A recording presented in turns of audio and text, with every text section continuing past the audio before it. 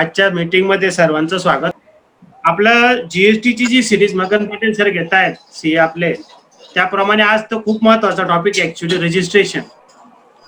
तर मी सर विनंती करतो तुम्हाला वेळ न वेळ वाया घालवता आपण सुरू करायचं, आणि काही क्वेरीज असतील तर चॅट बॉक्स मध्ये टाक. सरांचं लेक्चर संपल्यावर आपण डिस्कस करू. मित्रांनो, आपण सीजीएसटीचा अभ्यास सुरू केलेला आहे आणि एक एक विषय घेत राहताना आपण सेक्शन वाईज स्टडी या हिशोबाने आतापर्यंत इनपुट टॅक्स क्रेडिट पर्यंत आपण आलेलो आहे. आज आपण नवीन विषयाला हात लावणार आहेत. Registration under CGST act, MGST act, IGST act, म्हणजे सर्वच रजिस्ट्रेशनचा प्रश्न आहे. तर तो विषय आपल्याला सुरू करायचा आहे. तर त्याचा सीजीएसटी ऍक्ट मध्ये चॅप्टर दिलेलं आहे 6 नंबरचा. या चॅप्टरचं वैशिष्ट्य असं आहे, पाहायचं असलं आपल्याला तर याच्यात एकूण 9 सेक्शन आहेत. सेक्शन 22 पासून तर 30 पर्यंत. आणि या चॅप्टरच्या प्रोव्हिजन जर आपण एमजीएसटी ऍक्टशी तुलना केल्या किंवा आपल्या महाराष्ट्र स्टेट सर्व्हिस टॅक्स तर सारख्याच प्रोव्हिजन आहेत. हेडिंग नंबर इथेच आहे, चॅप्टर नंबर इथेच आहे, सेक्शन नंबर इथेच आहे आणि वर्डिंग सुद्धा सेम आहे. फक्त पहिल्या सेक्शन मध्ये थोडेसे मायनर चेंजेस आहेत, तो आपण घेणार आहेत. तर त्यांनी तसे चेंजेस करून पहा. आणि या सर्वच कायदा जो आपला एमजीएसटी आहे तो सर्व राज्यांमध्ये सारखाच कायदा आहे स्टेटचा. कोणत्याही कायद्यात स्टेटला कायद्यामध्ये फरक सापडणार नाही, कारण हे सर्व कायदे सेंट्रल गव्हर्नमेंटने बनवून दिलेले आहेत आणि स्टेटला सांगितलं तुम्ही फक्त मंजूर करा, म्हणजे कुठेही अडचण येणार नाही. एमजीएसटी ऍक्ट पहा, कर्नाटकाचा पहा, मध्य प्रदेशचा पहा, सेक्शन पासून वर्डिंग पर्यंत सर्व सेम टू सेम सापडणार, कारण कायदा एकच आहे सर्वीकडे महाराष्ट्रात आणि टॅक्सेशनचा रेट पण एकच आहे.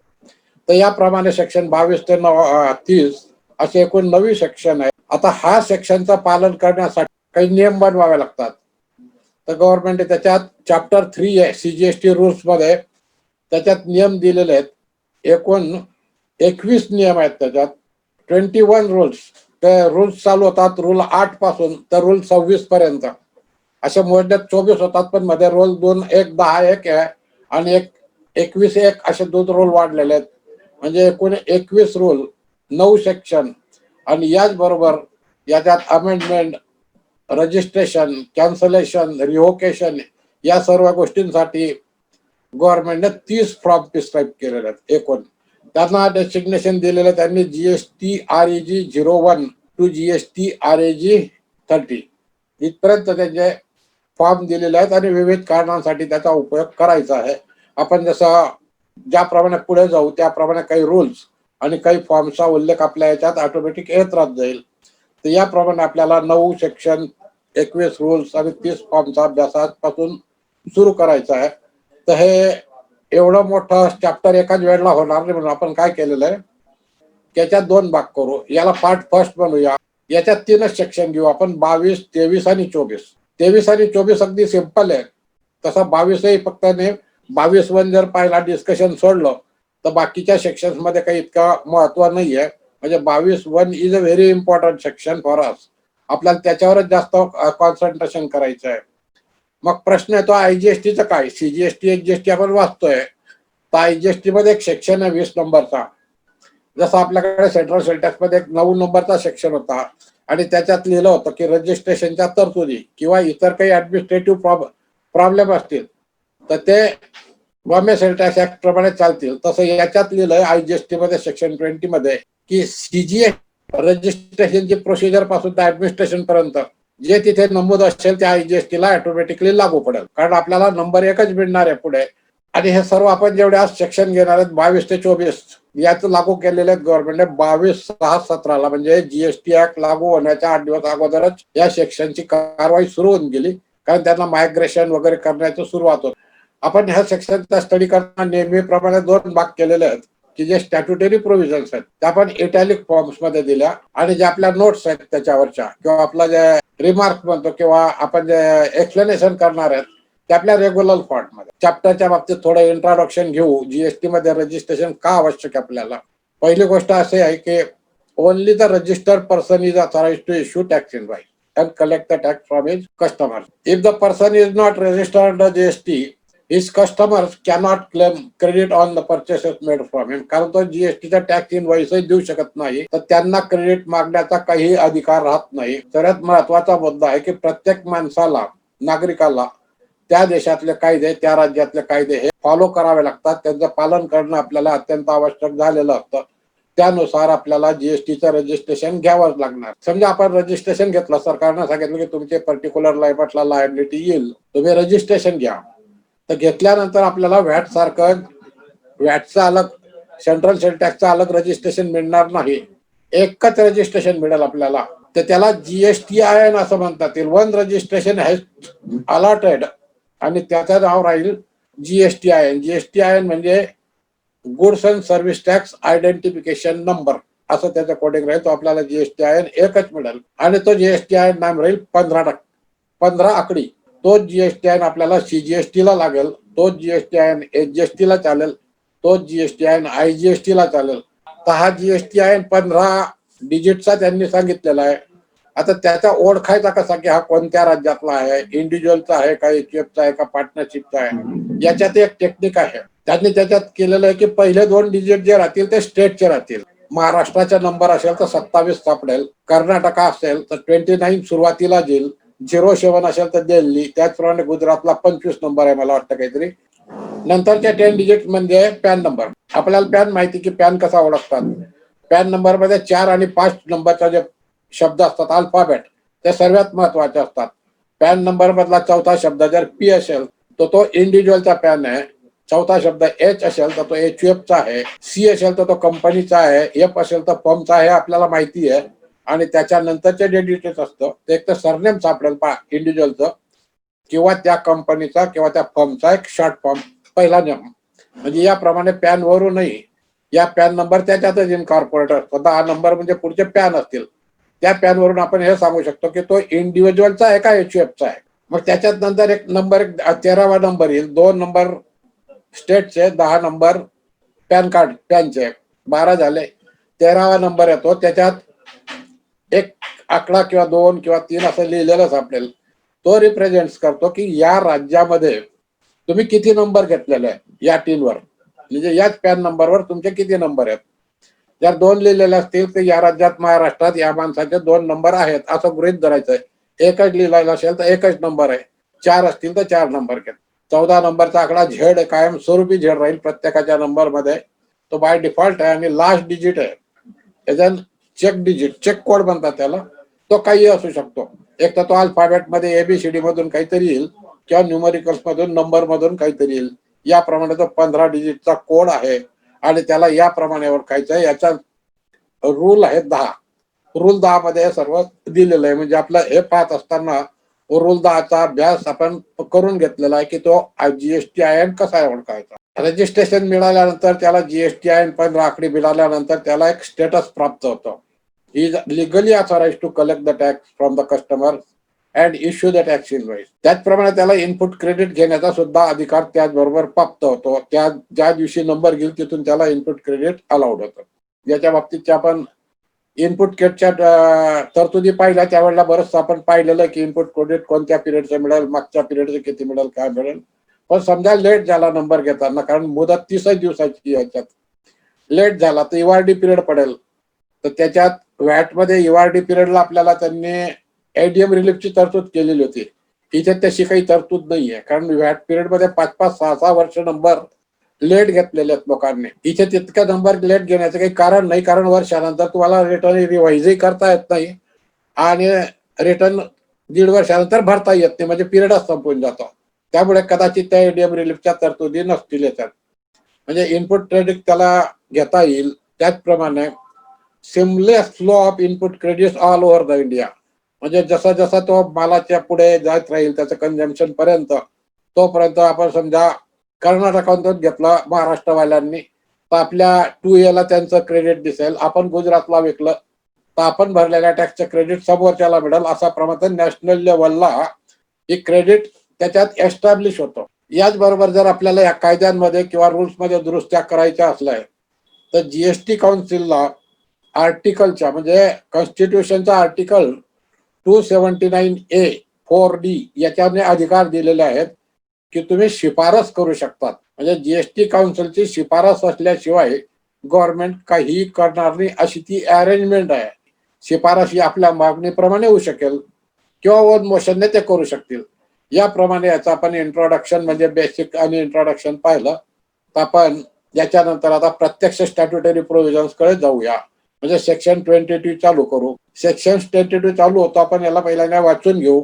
Statutory provisions and learning persons liable for registration असं त्याचं हेडिंग आहे. हे सेक्शन आपण सिरियली न लिहिताना जिथे स्वल्पविराम येत गेला ना, तिथून आपण त्याला टप्प्याटप्प्याने लिहिलेलं आहे. Every statutory supplier shall be liable to be registered under this act if or stat in the state or territory other than special category states from where he makes a taxable supply of goods or services or both if his aggregate turnover in a financial year exceed 20 lakhs rupees. मित्रांनो, सेक्शनची सुरुवात पहा कुठून आहे. Every person liable to tax means म्हणजे number कोणी घ्यायचा. Person म्हणजे कोण. कायद्यात पर्सनचा शब्दाचा अर्थ खूप मोठा आहे. सेक्शन 284 जीएसटीचा त्याच्यात पर्सनची व्याख्या दिलेली आहे. 13 प्रकारचे लोक त्याच्यात ऍडमिट केले. त्याच्यात आहे individual includes ladies, gents, senior citizen आहे का यंग आहे, 18 वर्षाच्या वरती असला पाहिजे, म्हणजे कोणीही वैयक्तिक व्यक्ती, Hindu undivided family, partnership firm, limited liability partnership firm, company whether is it private limited और प्रायव्हेट पब्लिक लिमिटेड. एवढाच शब्द वापरलेला आहे. Company means company registered in India, एवढाच त्याचा अर्थ कंपनी कायद्यामध्ये दिलेला आहे. त्याच्यानंतर state government, central government, trust, societies registered under societies registration act, any statutory person और एनी आर्टिफिशियल ज्युडिशियल पर्सन. त्याचप्रमाणे इतर देशांमध्ये रजिस्टर्ड झालेल्या कंपन्या सुद्धा इतक्या लोकांची पर्सनच्या डेफिनेशन मध्ये त्यांनी समावेश केलेला आहे. म्हणजे अशा व्यक्तीला नंबर घ्यायचा असला तर, म्हणजे लायबल कोण की every person. Who is the person who supplied, whose every supplier shall be liable to be registered under this act in the state or union territory other than special category. म्हणजे liability कोणाची, सप्लायरची आहे. Who is a supplier means a person who supplies goods or services both. म्हणजे त्याच्यात तो taxable supply करतो का बिना टॅक्सेबल करतो माहित नाही, परंतु तो त्या वस्तूंचा किंवा सर्व्हिसेसचा सप्लायर असला पाहिजे. आणि असा सप्लायर स्टेट किंवा युनियन टेरिटरी मध्ये नंबर घ्यायचा. सीजीएसटीचा नंबर कुठे घ्यायचा आहे, त्या पर्टिक्युलर स्टेट मध्ये घ्यायचा जिथं तो सप्लाय करेल. Other than special category state. Special category state म्हणजे काय की आता सध्या 4 स्टेट आहेत स्पेशल कॅटेगरीमध्ये. मिझोरम, मणिपूर, नागालँड, हे 4 स्टेट फक्त उरलेले आहेत. बाकी सर्व आपण या सेक्शन मध्ये त्याची डेफिनेशन दिलेली आहे सेक्शन 22(4) मध्ये. आपण त्यावेळेला पाहू. म्हणजे रजिस्ट्रेशन करायचं असलं तर सप्लायरने रजिस्ट्रेशन करायचं, राज्यात करायचं किंवा युनियन टेरिटरीमध्ये करायचं. Other than special category state from where he makes a taxable supply. Taxable supply म्हणजे की ज्याच्यावर टॅक्स लागू शकतो असा. The supply of goods or services which are liable to be taxed of goods or services or both. आता goods means any kind of movable property आणि services means anything which is not goods. एवढे त्याची simple wording आहे आणि आपल्याला ते लक्षात ठेवायचं आहे. If his aggregate turnover in a financial year exceeds 20 lakhs rupees. This is the basic provision. म्हणजे एखाद्या व्यक्तीला ज्याला नंबर घ्यायचे त्याच्यात थोडक्यात त्यांनी काय म्हटलेलं पहा. एखाद्या व्यक्तीला नंबर घेण्यासाठी तो ज्या राज्यात किंवा युनियन टेरिटरीमध्ये सप्लाय करत असेल वस्तूंचा आणि त्याचा वर्षभराचा ऍग्रिगेट टर्नओव्हर 20 लाखाच्या वरती जात असेल तर त्याने त्या राज्यात किंवा युनियन टेरिटरीमध्ये नंबर घेतला पाहिजे की ती लायबिलिटी आलेली आहे. आणि समजा तोच मनुष्य स्पेसिफाईड स्टेटमध्ये काम करत असेल, स्पेसिफाईड स्टेटमध्ये सप्लाय करत असेल तर त्याने त्या राज्यात नंबर घ्यावा. एवढ्याच्या खाली त्यांनी दिलेली आहे. If it turnover exceed during the financial year 20 lakhs rupees. आता आपल्याला ह्या दोन गोष्टींचाही अर्थ लावावा लागेल. ऍग्रिगेट टर्नओव्हर म्हणजे काय आणि फायनान्शियल इयर म्हणजे काय. फायनान्शियल इयर या कायद्यामध्ये कुठेच डिफाईन केलेलं नाही. जीएसटी मध्ये, आयजीएसटी मध्ये नाही, सीजीएसटी मध्ये नाही किंवा एचजीएसटी मध्ये नाही. मग आपण इन्कम टॅक्सचा बेस घेऊ. इन्कम टॅक्स मध्ये सेक्शन 3 आहे प्रिव्हियस इयर मध्ये. तिथे प्रिव्हियस इयर डिफाईन्ड आहे आणि प्रिव्हियस इयरला म्हटलेलं की financial ended on 31 March every year. म्हणजे तिथेही त्याचा अर्थ दिलेला नाही. तर कंपनी कायद्यामध्ये त्याचा अर्थ आहे, कंपनी कायद्यामध्ये every year which the period which is completed on 31 March त्याला फायनान्शियल इयर म्हणतात. कम्प्लिटेड वर्ष कसं येईल मग 1 एप्रिल ते 31 मार्च. हा ऍग्रिगेट टर्नओव्हर त्यांचा 20 लाखाच्या वरती गेला पाहिजे. Aggregate turnover means all kind of taxable sale, taxable supply, exempt supply of goods, tax free supply of goods or interstate supply on the same PAN number. म्हणजे एकाच माणसाचे 2 राज्यांमध्ये असेल त्या स्वतःला पाठवलं तर तो सुद्धा याच्यात ऍड करायचा. एक्सपोर्ट सप्लाय ऍड करायचा. नॉन टॅक्सेबल सप्लाय म्हणजे पेट्रोल, डिझेल, लिकर जे नॉन टॅक्सेबल आहेत ते सुद्धा या ऍग्रिगेट टर्नओव्हर मध्ये ऍड करायचे. मग ऍड काय करायचं नाही तर टॅक्स एलिमेंट फक्त त्यांनी सूट दिलेली आहे की IGST ऍड करू नका, CGST ऍड करू नका, HGST ऍड करू नका आणि UTGSTचा त्याच्यात ऍडिशन करायचं नाही. बाकी सर्व तुमचा ऍग्रिगेट टर्नओव्हर होईल अशी ती व्याख्या आहे. म्हणजे समजा तुम्ही 20 लाखाचा टर्नओव्हर करताना फक्त 15,000च्या टॅक्सेबल मालाचा सप्लाय केलेला आहे, बाकी सर्व एक्झम्प्ट आहेत. Still your liability is there because you are supplying taxable goods or services in the state. In the state म्हणजे ज्या राज्यात तुम्ही करणार ते त्या राज्यात, आणि तुमची लायबिलिटी आली 20 लाख रुपये. हाच टर्नओव्हर जर तुम्ही स्पेसिफाईड स्टेट मध्ये करणार असाल तर तुमची लायबिलिटी फक्त 10 लाख रुपये आहे. नंतर त्याच्यात एक प्रोव्हिजो आली पहा, provided further that the government may on the request of the special category state and on the recommendation of the council enhance the aggregate turnover referred to in the first proviso from 10 lakhs rupees to an amount not exceeding 20 lakhs rupees and the subject of such condition and limitation as may be notified. ही प्रोव्हिजो जी आहे ना ती central goods and service tax amendment act 29/8/18 जो pass केलेला आहे त्याच्यात निर्माण झाली आणि तिला इफेक्टिव्ह डेट दिलेली आहे मात्र 1/2/19 म्हणजे या प्रोव्हिजन मध्ये त्यांनी एवढंच सांगितलंय की जे स्पेसिफाईड जे लोक आहेत स्पेसिफाईड स्टेट मधले 4 स्टेट मधले त्यांचे लिमिट मुळात 10 लाखाचं आहे. मात्र त्यांना आम्ही एक अशी पॉवर देतो, जर जीएसटी काउन्सिलने रेकमेंड केलं आणि त्या स्टेटने मागणी केली तर त्यांचा टर्नओव्हर 10 लाखापासून 20 लाखाच्या लिमिट मध्ये त्यांच्या सवडीने ते वाढवू शकतात. 20 लाखाच्या वरती त्यांना वाढवता येणार नाही. This is the first amendment brought in to this main section.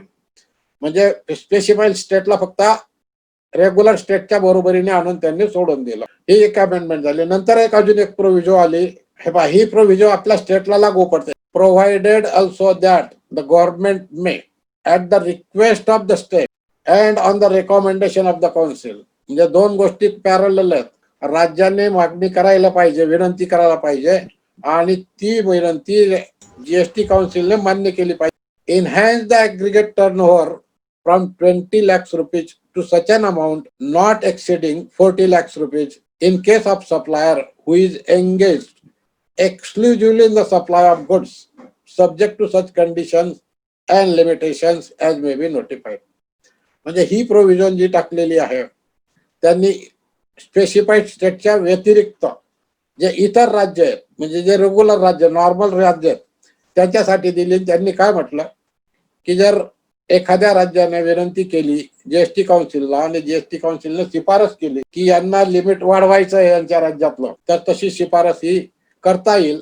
मात्र ते लिमिट 20 लाखापासून तर 40 लाखाच्या लिमिट मध्ये तुम्हाला वाढवता येईल. 40 लाखाच्या वरती वाढवता येणार नाही. आणि ही कंडिशन टाकलेली आहे खाली. हिला इफेक्टिव्ह डेट दिलेली आहे. याच्याबरोबर एक एक्सप्लेनेशन पण जोडलेलं आहे. त्यांनी इथे लिहिलेलं आहे aggregate turnover who is engage exclusively in the supply of goods. म्हणजे सर्व्हिसेसचा त्याच्यात नामोनिशान नसावा, फक्त एक्सक्लुझिव्हली सप्लाय ऑफ गुड्स असला तर. आणि हे नवीन नोटिफिकेशन येताना म्हणजे नवीन प्रोव्हिजन टाकताना त्यांनी एक एक्सप्लेनेशनही जोडलं. For the purpose of this subsection म्हणजे आता या सबसेक्शन 1 साठी a person shall be considered to be engaged exclusively in the supply of goods even if he engage in the exempt supply of services provided by way of extending deposits, loans or advances in so far as the consideration is represented by way of interest. हे explanation आणि वरची provision ही टाकलेली गव्हर्नमेंटने. दिस provision explanation were inserted by the Finance Number 2 Act 19 and made effective from 1st January 2020. Wide notification number 01 of 2020 central tax dated 29/1/19 29/1/19 तर जे ती notification दिल्यानंतर एक एक्सप्लेनेशन सहित त्यांनी आपल्याला इथे दिलं की तुम्ही 40 लाखाचे लिमिट करतात. इथे तारीख लक्षात घ्या, 1/1/2000 पासून ही इफेक्टिव्ह केलेली आहे. म्हणजे आपल्या स्टेटचं कायद्याप्रमाणे लिमिट 40 लाखाचं होऊ शकतं 1/1/2000 पासून. पण मित्रांनो, आपल्याकडे ऍक्च्युअली पोझिशन अलग आहे. आपण 1/4/19 पासूनच लिमिट वाढवून घेतलेला आहे. त्याचा उल्लेख आपण पुढे करू. म्हणजे आतापर्यंत जे आपण हा सेक्शन वाचला, आतापर्यंत जो सेक्शन वाचला त्याच्यात पहिल्याने मुळात लिमिट दिलेले आहे नॉर्मल स्टेटसाठी 20 लाख, स्पेशल कॅटेगरी स्टेटसाठी 10 लाख. नंतर सांगितलंय की स्पेशल कॅटेगरी स्टेटचे लोक 10 लाख ते 20 लाखामध्ये लिमिट वाढवू शकतात. आणि त्याच्यानंतर सांगितलं की नॉर्मल स्टेटचे लोक 20 लाखापासून ते 40 लाखापर्यंतचे लिमिट वाढवू शकतात. मात्र त्या केसमध्ये फक्त सप्लायर ऑफ गुड्स एवढाच अलाउड राहील. आणि याला एक एक्झम्पशन पण दिलं. परंतु समजा एखादी व्यक्ती supply of service by way of extending loan or deposit, म्हणजे तो एफडी ठेवतो बँकेमध्ये, प्रॉव्हिडंट फंडामध्ये पैसे भरतो, एखाद्या पार्टनरशिप मध्ये पार्टनर आहे म्हणून त्याच्यात कॅपिटल इंट्रोड्यूस केलेलं आहे आणि त्याच्यावरून त्याला लोन व्याज मिळत असेल, म्हणजे इव्हन सेव्हिंग अकाउंटचं व्याज सुद्धा ते जर मिळत असेल तर अशा माणसांना सुद्धा ट्रीट करण्यात येईल की ही exclusively engage in supply of goods only, services त्याच्यात गृहीत धरल्या जाणार नाहीत. म्हणजे हे एक्सप्लेनेशन 1/1/2000 पासून आलेलं आहे. तर आपल्याला तो एक विचार करावा लागेल की पुढे काय परिस्थिती होऊ शकते याची. तर आपण याच्यावर हा इथपर्यंत आल्या स्टॅट्युटरी प्रोव्हिजन, म्हणजे 2 एक्सप्लेनेशन सहित 2 अमेंडमेंट या सेक्शनला आलेले आहेत. म्हणजे थोडक्यात त्याचा अर्थ असा आहे की 20 लाखाच्या वरचे टर्नओव्हरचे लिमिट त्यांनी 40 लाख आपल्याला करून दिलेलं आहे. पण त्याचबरोबर असं सांगितलं की फक्त गुड्स वाल्यांना हे लागू आहे. म्हणजे स्टील जो मनुष्य गुड्स आणि सर्व्हिसेस कॉमन सर्व्हिसेस मध्ये असेल त्यांना लिमिट मात्र 20 लाखाचं राहील. आता आपण काय करू का, हा सीजीएसटी ऍक्टचा सेक्शन, हा पहिलाच सेक्शन, एवढ्याचाच फरक आहे, बाकी फरक नाहीये. Section 22(1) of the CGST act 2017 in comparison with section 22(1) of the MGST act, मी दोघं एक चॅप्टर बनवलेला आहे. तर मी तुम्हाला आपल्याला पाहून घेऊ. पहिलं सेक्शन वाचू. एचजीएसटीचा, सीजीएसटीचा, every supplier shall be liable to be registered under this act in the state or union territory other than a special state from where he makes a taxable supply of goods or services. म्हणजे CGST act वाल्यांनी स्पष्ट लोटून दिलेलं आहे की registration तुम्ही करायचं आहे ज्या राज्यात तुम्ही व्यवहार करणार किंवा ज्या राज्यात टॅक्सेबल सप्लाय करणार असाल तिथे तुम्हाला रजिस्ट्रेशन करावं लागणार आहे. आणि ऍग्रिगेट टर्नओव्हरची लिमिट तुमची 20 लाख राहील. आता आपण एमजीएसटी मध्ये याच प्रोव्हिजन काय आहेत तेव्हा तो एमजीएसटी मध्ये असं दिलेलं आहे, every supplier making a taxable supply of goods और services or both in the state shall be liable to be registered under this act if his aggregate turnover in a financial year exceeds 20 lakhs. Maharashtra state वाल्यांनी म्हटलेलं की इथे union territory हा शब्द इथून काढून टाकलेला आहे, त्यांनी स्पेशल कॅटेगरी टॅक्स काढून टाकलाय. महाराष्ट्र राज्यात जो व्यवहार करेल आणि ज्याचा टर्नओव्हर 20 लाखाच्या वरती जाईल त्यांनी तो नंबर घ्यायचा, ही त्यांनी जबाबदारी गेलेली. आता इंटरेस्टिंग पॉइंट खाली आहे, इथे पहा, इथे प्रोव्हिजो दिलेली आहे. ही प्रोव्हिजो सीजीएसटी मध्ये आहे आणि एचजीएसटी मध्ये पण तशी आहे. Provided that one to word same, पहा मी एकाच ठिकाणी वाचतो, provided that where such person makes a taxable supply of goods और services or both from any of the special category state he shall be liable to be registered if his aggregate turnover in a financial year exceed 10 lakhs rupees. ही जशीच्या तशी word to word एमजीएसटी मध्ये, not only एमजीएसटी मध्ये, सर्व state act मध्ये incorporated आहे. आता state act मध्ये या प्रोव्हिजनचा काय संबंध आहे? प्रश्न पहिला निर्माण हा होतो आपल्या पुढे अभ्यास करताना की ठीक आहे, वरती तुम्ही लिहिलं supplier making taxable sales liable to be registered in the state of Maharashtra if his turnover exceeds 20 lakhs rupees. Okay, we agree. मग ही प्रोव्हिजन का आली? इथे काय संबंध आहे महाराष्ट्रामध्ये किंवा नुसतं महाराष्ट्राने तर सर्वच राज्यांच्या ऍक्ट मध्ये ही प्रोव्हिजन स्पेसिफिकली आहे, नॉट एक्सक्लुडेड. म्हणजे इनडायरेक्टली याचा अर्थ असा होतो की जर तुम्ही महाराष्ट्र आणि महाराष्ट्रा व्यतिरिक्त एखाद्या नॉट टॅक्स स्पेसिफाईड टॅक्स मध्ये व्यवहार जर करत असाल तर तुमची exemption limit is automatically reduce to 10 lakh रुपये. कारण तिथे ऍग्रिगेट टर्नओव्हर त्याचा 3 लाख पडलेला आणि तुम्ही एकाच पॅन नंबरवर तुमचा टर्नओव्हर, ऍग्रिगेट टर्नओव्हर हा always calculated on all India basis on the basis of PAN. एकच पॅन ऑल इंडिया बेसिस मध्ये जेवढा टर्नओव्हर असेल तेवढा. म्हणजे तुम्ही नॉन स्पेसिफाईड स्टेट आणि रेग्युलर स्टेट मध्ये जर बिझनेस करत असाल तर you have to taken into consideration that your limit is automatically reduce to 10 lakh रुपये for the purpose of registration. From the above specific provision, it is clear that if a person made supply within the state as well as from special category state, his registration reduced to rupees 10 lakhs only. म्हणजे त्याला फक्त 10 लाखाचं registration उरतं. म्हणजे number घेताना आपल्याला ही काळजी घेतली पाहिजे की आपला क्लायंट जर महाराष्ट्राबरोबर इतर राज्यांमध्येही व्यवहार करत असेल, नॉर्मल स्टेटमध्ये करत असेल, समजा एकाच वेळा त्यांनी महाराष्ट्र आणि गुजरातमध्ये सुरू केला, बोथ आर नॉर्मल स्टेट. एकाच वेळा त्याने महाराष्ट्र आणि मिझोरम मध्ये सुरू केला, एक नॉर्मल एक स्पेशल कॅटेगरी स्टेट आहे, तर तुमचं रजिस्ट्रेशन लिमिट किती राहील आणि तुम्ही कसा व्यवहार त्याच्याशी केला पाहिजे, whether extended limit applicable, whether regular limit applicable, हे आपल्याला आता सर्व या डेफिनेशन वरून पुढे एक एक मुद्दा आपल्याला समजून घ्यायचा. Before discussing on the above section, we have to understand the important definition utilized under this section. Some important definitions are given below. म्हणजे आता याच्यात आपण जसं वरतीपासून पाहिलं की सर्वात काही महत्वाच्या डेफिनेशन इथे दिलेल्या आहेत, तर त्या डेफिनेशनचा आपण उहापोह करण्यासाठी मी खाली कायद्यामधून जशा डेफिनेशन मिळाल्या आपल्याला तशा लिहिल्या. त्याच्यातून पहिला सर्वात फर्स्ट फायनान्शियल इयरच्या बाबतीत मी सांगितलं की फायनान्शियल इयर जीएसटी मध्ये कुठेच डिफाईन नाही. त्याची definition 241 of the companies act 2013 मध्ये दिलेली आहे. आणि या डेफिनेशन प्रमाणे financial act means a period of ending on 31st day of March every year, as well as Income Tax Act 1961 defines previous year as a financial year. म्हणजे financial इयरचा अर्थ जरी आपल्याला एचजीएसटी सीजीएसटी मधून मिळत नसला तरी तो मिळतो आपल्याला कंपनी ऍक्ट मधून, कारण आपल्याला कुठून तरी एक लिगल डेफिनेशन आपल्या मदतीला असली पाहिजे. तो सुद्धा सेंट्रल ऍक्ट आहे, इन्कम टॅक्स सेंट्रल गव्हर्नमेंटचा आहे, कंपनी ऍक्ट सेंट्रल गव्हर्नमेंटच बनवलेला आहे आणि त्यांनीच फायनान्शियल इयरचं डेफिनेशन दिलेली आहे. त्यामुळे ती डेफिनेशन आपल्याला युटिलाइज करायला काही हरकत नाही. म्हणजे इथे financial year means the financial year ending on 31st March of the every year.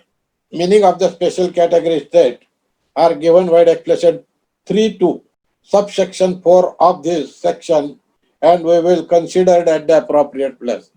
म्हणजे स्पेशल कॅटेगरी स्टेट म्हणजे कोणते याचं याच सेक्शन मध्ये सबसेक्शन मध्ये 4 मध्ये एक्सप्लेनेशन 3 आहे आणि त्याच्यात त्यांनी त्याची यादी दिलेली की स्पेशल कॅटेगरी स्टेट कोणत्या धरले जातील. तो आपण तो सेक्शन पाहणारच आहे, याच सेक्शन मध्ये आहे म्हणून आपण त्याला थोडं थांबू. फक्त स्पेशल कॅटेगरी स्टेट आजच्या घडीला 4च आहेत एवढं मी तुम्हाला कबूत करतो. मिझोराम, मणिपूर, नागालँड आणि एक आहे आणखी काहीतरी 4, तर आपण पुढे नाव घेऊ त्याचं 4 स्टेट मध्ये. तर काही महत्वाच्या डेफिनेशन आपण इथे घेतल्या, मी त्याचा उल्लेख वरती केलाच आहे बोलताना. सप्लायर, जसं पहिलाच वर्डिंग आला आहे एव्हरी सप्लायर. आता सप्लायर म्हणजे कोण? In relation to any goods और services or both. A person supplying the said goods or services or both and shall include agent acting on behalf of such principal. म्हणजे कोणताही व्यक्ती जो goods किंवा सर्व्हिसेसचा supply करत असेल किंवा तो कोणाचा एजंट म्हणून काम करत असेल तर त्याला सप्लायर ठरवायचा. तो टॅक्सेबल सप्लाय सर्व्हिस देतोय का टॅक्स फ्री देतो आहे का एक्झामचा करतोय हा विचार करायचा नाही. फक्त तो गुड्स किंवा सर्व्हिसेसचा सप्लायर आहे एवढंच गृहीत धरायचं. हे जे सप्लायर म्हणजे त्याचा बिझनेस आहे सप्लाय करण्याचा. During the course of business is supplying goods or services. तर तो आपण त्याचा विचार करून पुढे जायचं. नंतरची डेफिनेशन आहे taxable supply. Very simple definition. Taxable supply means a supply of goods or services which are leviable to tax under this act. म्हणजे ज्या गुड्स और सर्व्हिसेसवर टॅक्स लागतो, टॅक्स रेट आहे 1%, अर्धा टक्का, पाव टक्का, जो काही वॉटेवर इट मे बी, जर त्यांना टॅक्स लागत असेल तर त्या सप्लायला टॅक्सेबल सप्लाय म्हणायचं. म्हणजे बाकी एक्झॉम सप्लायचे डेफिनेशन अलग आहे. सप्लाय म्हणजे ज्या गुड्स और सर्व्हिसेसवर टॅक्स लागेल तो टॅक्सेबल सप्लाय. आणि आपल्याला म्हटलं की every person who supplies taxable goods और services, taxable supply, who make the taxable supply, त्याने नंबर घ्यायचा. म्हणजे टॅक्सेबल सप्लाय सुद्धा पाहिजे आणि ऍग्रीगेट टर्नओव्हर मध्ये जो येईल ते सुद्धा. आता ऍग्रीगेट टर्नओव्हर पहा, सेक्शन 2(6) मध्ये दिलेलं आहे. Means aggregate value of all the taxable supplies.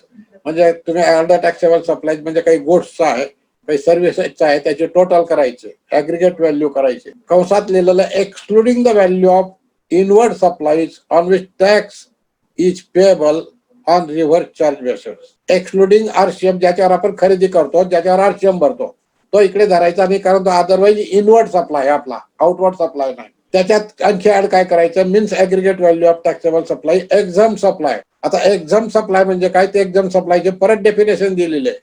त्याच्यात म्हटलेलं exempt supply includes nil rated tax, non taxable items म्हणजे पेट्रोल, डिझेल किंवा लिकर, हे सर्व त्याच्यात आलं. एक्सपोर्ट ऑफ गुड्स और services, interstate supply of person having same permanent account number. म्हणजे interstate supply of a person having same permanent account number म्हणजे ज्या व्यक्तीचा स्वतःला ट्रान्सफर आहे, आपण पहिल्याने कन्साइनमेंट ट्रान्सफर म्हणायचो, तर ती इथे त्यांनी interstate supply of each and every person add केलेला आहे. To be computed on all India basis but exclude central tax, state tax, UT/GST आणि IT/GST.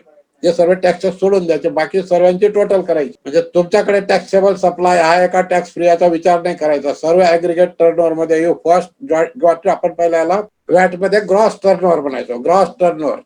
इथे ऍग्रीगेट टर्नओव्हर ऑफ सप्लाय, एकच शब्द ऍग्रीगेट टर्नओव्हर, आणि त्याची डेफिनेशन आहे ऍग्रीगेट टर्नओव्हर ऑफ सप्लाय. म्हणजे प्रश्न असा येतो की समजा माझी इथे 20 लाखाची लिमिट आहे, माझी खरेदी 50 लाखाची झाली, माझी लायबिलिटी आहे का नंबर घेण्याचे, येत नाही, कारण तुम्हाला त्यांनी म्हटलेलं की मीन्स आहे ऍग्रीगेट व्हॅल्यू ऑफ सप्लाय. सप्लायच्या ऍग्रीगेट व्हॅल्यूवर नंबरची लायबिलिटी आहे, इनवर्ड सप्लायवर नाही. म्हणजे हे स्पेसिफिक झालं की तुमचा खरेदी जर 50 लाखाची जरी असली तरी तुमची 20 लाखाची विक्री होत नाही, तोपर्यंत तुम्हाला नंबर घेण्याची काही आवश्यकता नाही. कारण हा डेफिनेशन त्याच्याकरता महत्वाची आहे. आणि ऍग्रीगेट व्हॅल्यू मध्ये काय काय ऍड करायचं आहे त्यांनी स्पेसिफिकली दिलेलं आहे.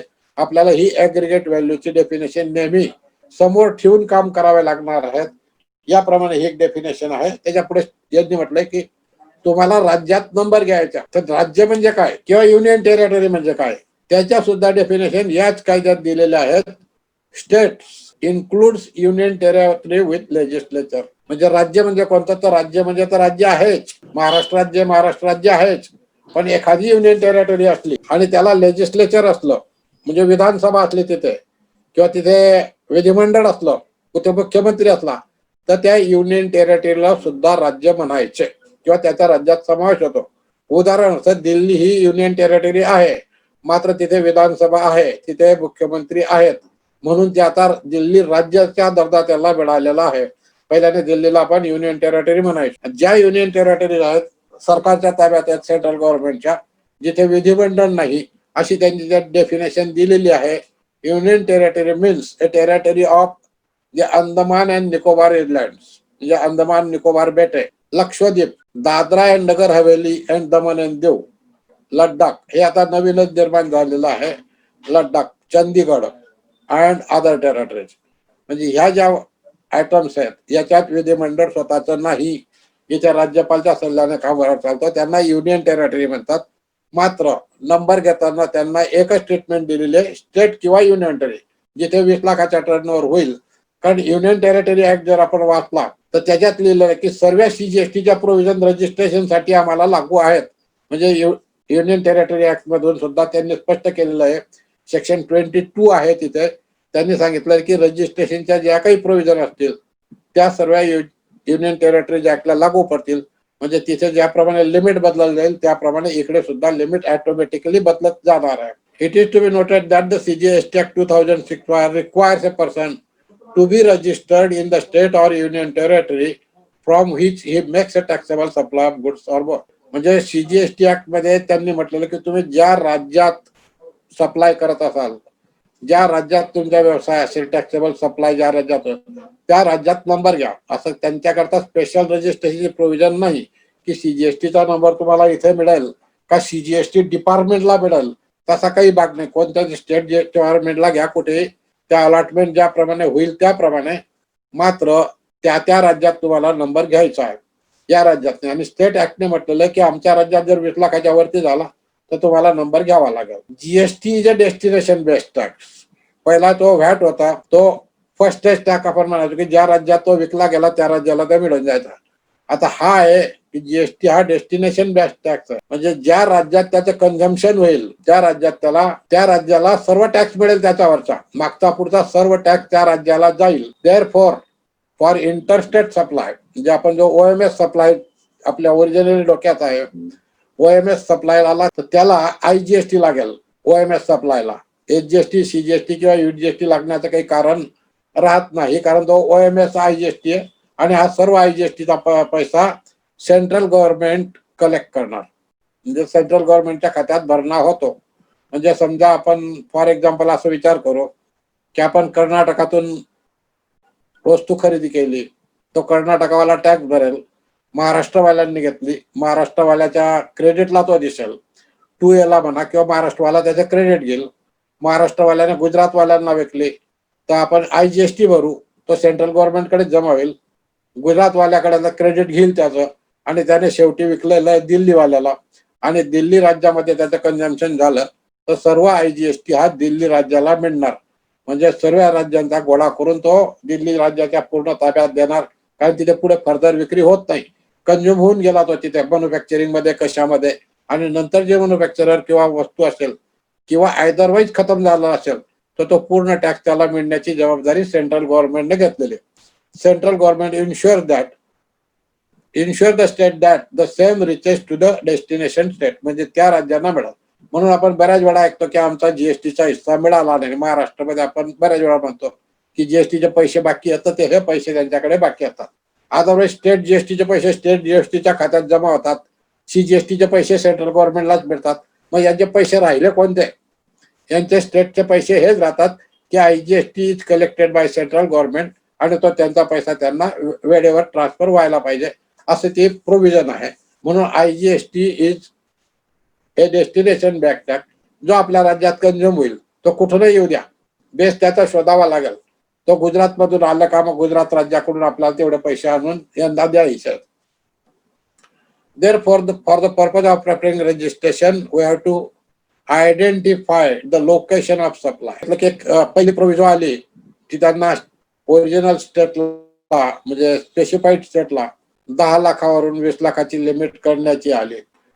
नंतर एक प्रोव्हिजन आली आपल्याला आपल्या रेग्युलर स्टेटसाठी, आपल्याला तिच्या जास्त महत्वाचं आहे की 20 लाखावरून आपली लिमिट त्यांनी इफेक्टिव्ह करून दिली. 40 लाखापर्यंत तुम्ही वाढवू शकतात, मात्र ती 1/1/2020 पासून केलेली आहे. आणि याच्याबरोबर एक एक्सप्लेनेशन जोडलेलं आहे. अलॉंग विथ दिस प्रोव्हिजन खाली one explanation is also added. आपण ते पूर्ण एक्सप्लेनेशन वाचलं, त्याच्यात असं लिहिलेलं आहे की तुम्ही जर एक्झम्प्ट सप्लाय करत असाल by extending deposit, loans, advances for a consideration in interest, म्हणजे त्याचं व्याजाच्या स्वरूपात तुम्हाला कन्सिडरेशन मिळणार असेल, आणि असं व्याज जरी तुम्हाला मिळत असेल तरी आम्ही for the purpose of counting 40 lakh limit तुम्हाला treated as a supplier of goods only असं धरू. मग आपल्याला चर्चाचा मुद्दा इथून सुरुवात होतो. या स्टॅट्युटरी सगळ्या प्रोव्हिजन पाहिल्या सेक्शन 22च्या, तर आपलं लिमिट कायदेशीररित्या इथे वाढलेलं आहे आणि आपण प्रत्यक्षात 1/4/19 पासून 40 लाखाचं लिमिट पुढे घेऊन चालतोय. हाऊ इट इज मेड, म्हणजे ही जंत्री कशी आहे, हे मॅट्रिक्स काय आहे की आपण 1/4/19 पासून 40 लाखाच्या लिमिट मध्ये आहेत आणि कायद्यामध्ये मात्र लिहिलेलं आहे की 1/1/2000 पासून दिलेलं आहे. या सर्व स्टॅट्युटरी प्रोव्हिजनचं गेल्यानंतर, जसं आपण एक मध्ये सुरुवातीला म्हटलं होतं की जीएसटी काउन्सिलला रेकमेंडेशन करण्याच्या पॉवर्स आहेत, राज्यांना रेकमेंडेशन करू शकतात. आता आपण जर वाचला, going through the statutory provision of section 22 inserted from time to time the question arises what is the limit of registration in the state of Maharashtra and what is the effective date of such limit. Further, the section does not give any power to the central or state government to enhance the limit. The section only states that the exemption limit can be increased up to 40 lakhs only. या section मध्ये सरकारला neither state government nor central government कोणालाच power नाही की तुमचे एक्झम्पशन limit वाढवून देईल. त्यांनी एवढंच म्हटलं की 20 लाखाचं एक्झम्पशन लिमिट राहील आणि ते तुम्हाला 40 लाख पर्यंत करता येईल. मग हे 40 लाखाचं लिमिट झालं कसं? Further the limit from 20 lakhs to 40 lakhs does not increase in union territories do not have legislature. जसं मी सांगितलं की सेक्शन 22 मध्ये UGSTच्या त्यांनी सर्व पॉवर दिलेले आहेत की जे CGSTचं लिमिट राहील त्या ऑटोमॅटिकली UGSTला लागू पडेल. हे सेक्शन 20T मध्ये नमूद असल्यामुळे तिथे वरती फक्त स्टेट शब्द वापरलेला आहे, UTGST शब्द वापरलेला नाही. ज्या वेळेला सेंट्रल त्यांचं नोटिफिकेशन काढेल की आम्ही 40 लाखाची लिमिट महाराष्ट्राला करून दिली, त्याच वेळेला ती सर्व युनियन टेरिटरीला ऑटोमॅटिक लागू पडते. म्हणून पहिले मूळ सेक्शन मध्ये लिहिलेलं आहे की स्टेट आणि युनियन टेरिटरीज इथे जे आपल्याला प्रोव्हिजो आली त्याच्यात त्यांनी फक्त स्टेट शब्द वापरलेला. मग आपण शोध लावला की असं का होतं की त्या युनियन टेरिटरी शब्द का गाड झाला याच्यातून. तर त्याच्यात सेक्शन हा शोधल्यानंतर पता लागला की त्यांनी असं वर्डिंग वापरल्यामुळे ते युनियन टेरिटरीला ऑटोमॅटिकली वाढवतं. In the state of Maharashtra, limit of 40 lakhs is made applicable with effect from 1st day of April 2019. Therefore, it is very interesting for us to understand the limit increase before the insertion of provision of 1/1/2000. कायद्यात जर तरतूद पाहिली तर 1/1/2020 पासून लागू आहे. मात्र आपल्याकडे लिमिट 1/4/19 पासूनच 40 लाखाचं होऊन गेलेलं आहे. याचा आपल्याला अभ्यास करताना असं लक्षात आलं की जसं मी सांगितलं होतं की जीएसटी काउन्सिलला पॉवर आहे, म्हणजे जीएसटी काउन्सिल रेकमेंडेशन करू शकतं. कदाचित स्टेटने मागणी केलेली असेल किंवा नसेल माहित नाही, परंतु त्यांच्या in the 32nd meeting of the GST council held on 10 January 2019 council recommended that there would be two threshold limits for exemption of registration, that is 40 lakhs and 20 lakhs. The limit of 40 lakhs is for the dealers who exclusively engage in the supply of goods, and 20 lakhs is for the dealer who is commonly engaged in supply of goods or services or both. ही त्यांचं recommendation 10 जानेवारी 2019 ला आलं. 32व्या meeting मध्ये GST काउन्सिलने असं recommendation केलं की normal state जे आहेत तर त्यांचं लिमिट 20 लाखापासून 40 लाखापर्यंत करू शकतात. मात्र त्याला काही सर्टन टर्म्स अँड कंडिशन्स राहतील, ॲज मे बी नोटिफाईड. म्हणजे जे काही त्यावेळेला तुम्ही नोटिफिकेशन काढणार त्या नोटिफिकेशन मध्ये जे काही टर्म्स अँड कंडिशन दिलेले असतील त्याप्रमाणे तुम्ही 40 लाखापर्यंत लिमिट वाढवू शकतात. सेंट्रल गव्हर्नमेंटने काय केलं त्याच्यानंतर आफ्टर द अबाव रेकमेंडेशन तर सीजीएसटी काउन्सिलचं रेकमेंडेशन 10 जानेवारी 2019 आहे. सेंट्रल गव्हर्नमेंटने एक नोटिफिकेशन काढलं 10/19 central tax dated 7/3/2019 increasing the limit of rupees 40 lakh for the dealers who are exclusively engaged in supply of goods and whose aggregate turnover in the financial year does not exceed 40 lakhs rupees.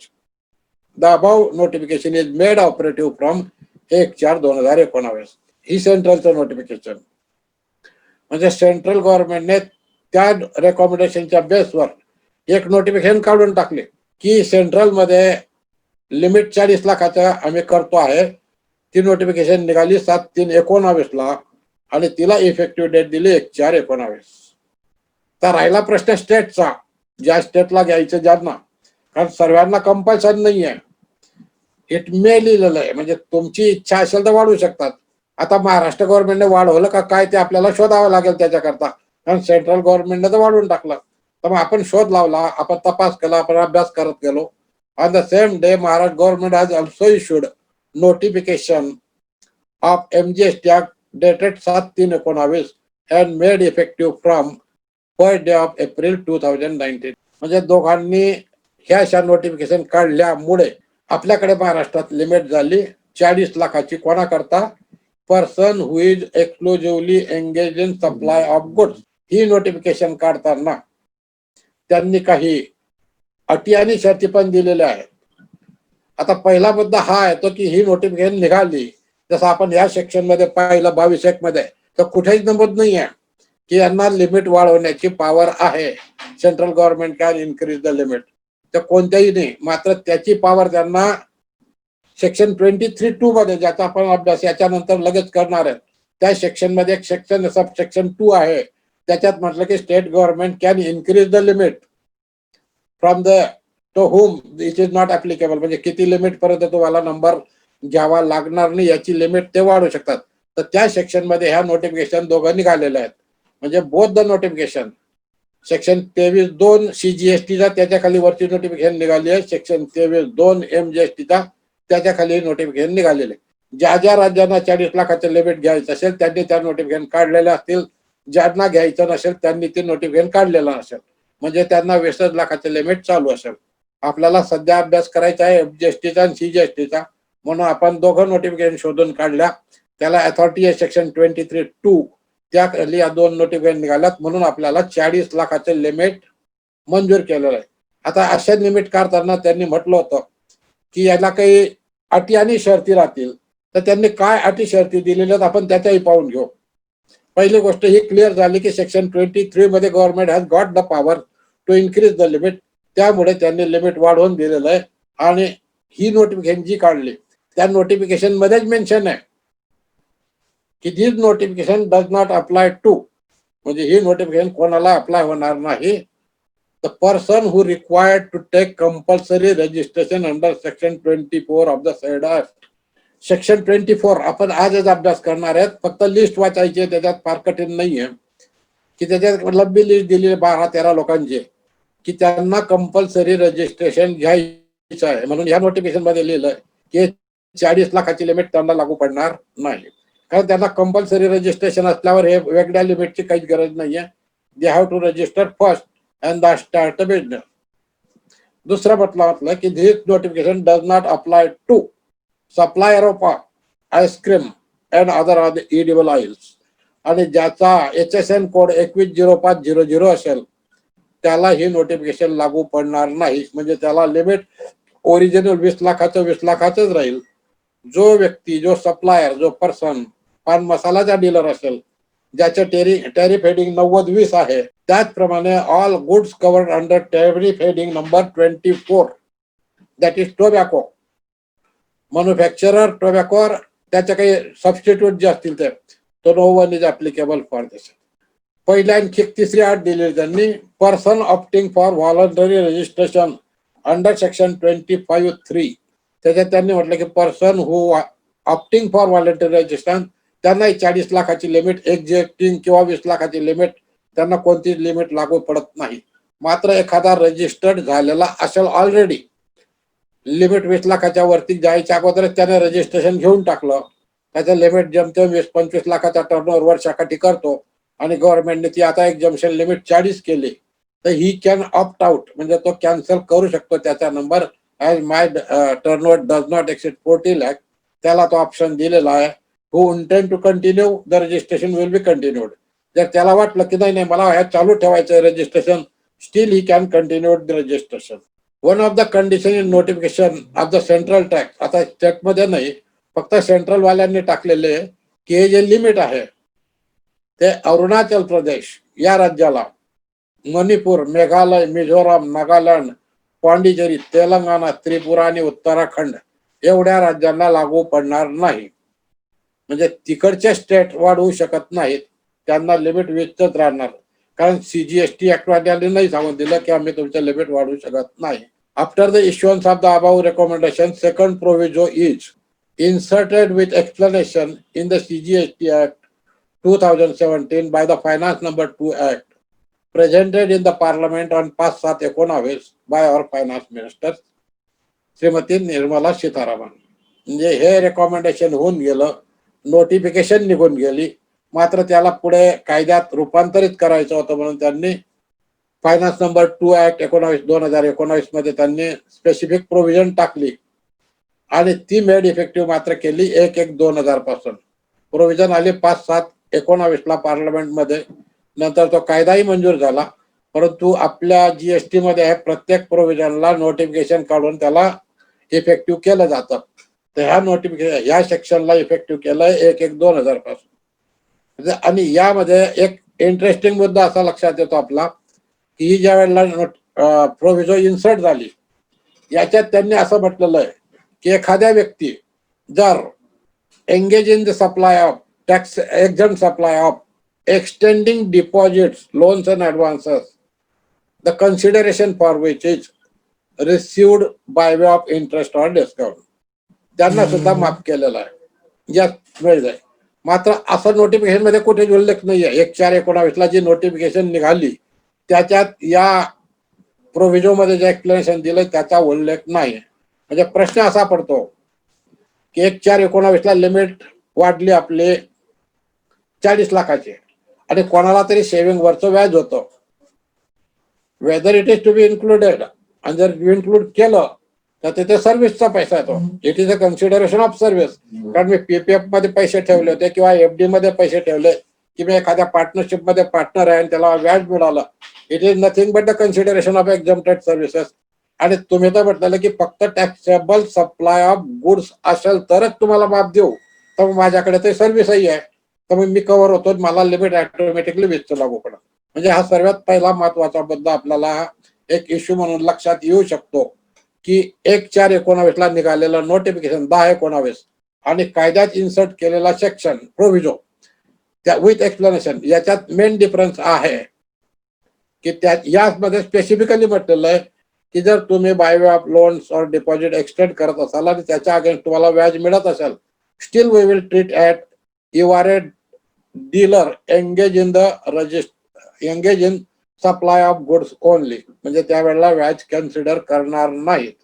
म्हणजे तुम्हाला aggregate turnover करता कदाचित consider होईल पण तुम्हाला dealer in goods and goods ओनलीच पकडला जाईल. म्हणजे ऍग्रिगेट टर्नओव्हर मध्ये काय करावं तर डेफिनेट बदलल्याशिवाय होणार नाही.